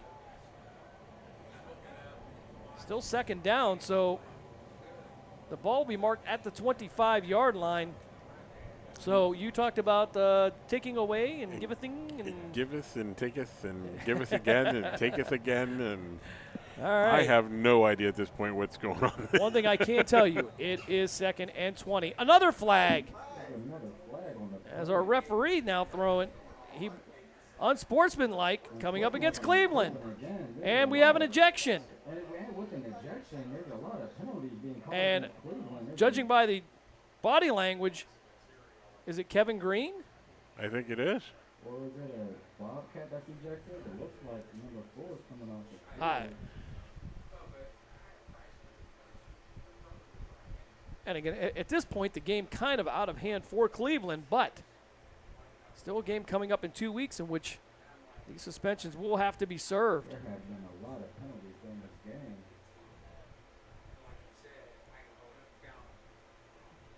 So, okay, nobody came off the field, I don't believe, Dave, unless you saw somebody come off the field. I think a player for the Bobcats came off. Okay. A lot going on here, folks. We apologize. We can't exactly hear what's going on down on the field, so Kevin Green pleading his case. Again, 13:57 left here. Just to give you an update over on CityView Sportscast, the Stark County Wolfpack, they get the 14-0 win over the Mahoning Valley Federals. As the officials now will head towards the Steel City sideline to give them an explanation.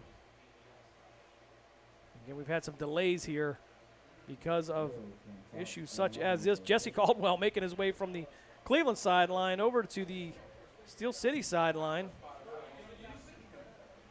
Jesse Caldwell getting a workout today. Spent a lot of time on the field. Yeah. He's going to sleep good on that bus ride home. Yeah, he's expressing some frustration. You can see the head shaking, but again, we don't have any details. As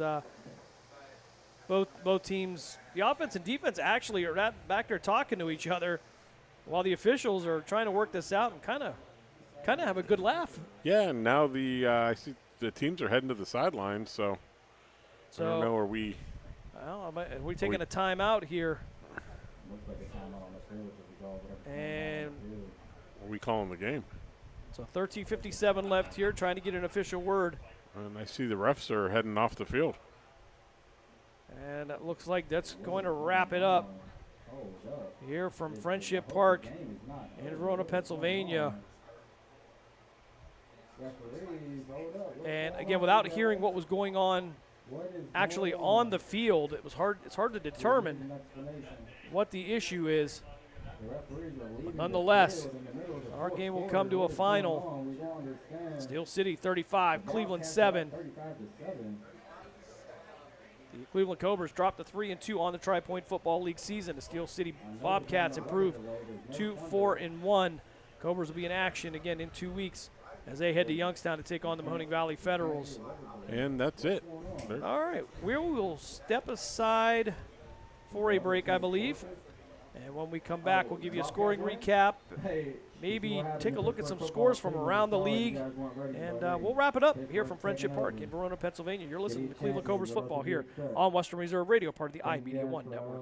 The Mahoning Valley's leader for golf, Milk Creek Golf Course, is now booking tee times for 2024. We offer stay and play opportunities available with 9 area hotel partners. For more information, visit our website at millcreekmetroparks.org. Also, look for new, exciting opportunities coming soon, including an indoor player development center with Trackman, an indoor Callaway Club Fitting Center, and an Odyssey Fitting Studio in 2024. Follow us on Facebook at Milk Creek Golf Course or call 330-740-7112. Lena's Pierogi House is your home for the area's best variety of pierogies. Daily specials include the Polish platter, the Hungarian platter, stuffed cabbage, and halushki. Having a last-minute get-together? Lena's has you covered with a wide variety of frozen take-home pierogies and dumplings. Go to Facebook at Lena's Pierogi House to see the weekly lineup of available flavors for dine-in or carry-out. Catch the best at Lena's Monday from 10 a.m. to 4 p.m. and Tuesday through Friday from 10 a.m. to 8 p.m. 20 North Main Street in Hubbard or call 234-254-8532. Professional, fast, highly knowledgeable, easy to work with. These are real reviews by customers of Sandrock Concrete. For all your concrete block, brick, stonework, and excavating needs, call Jerry Sandrock.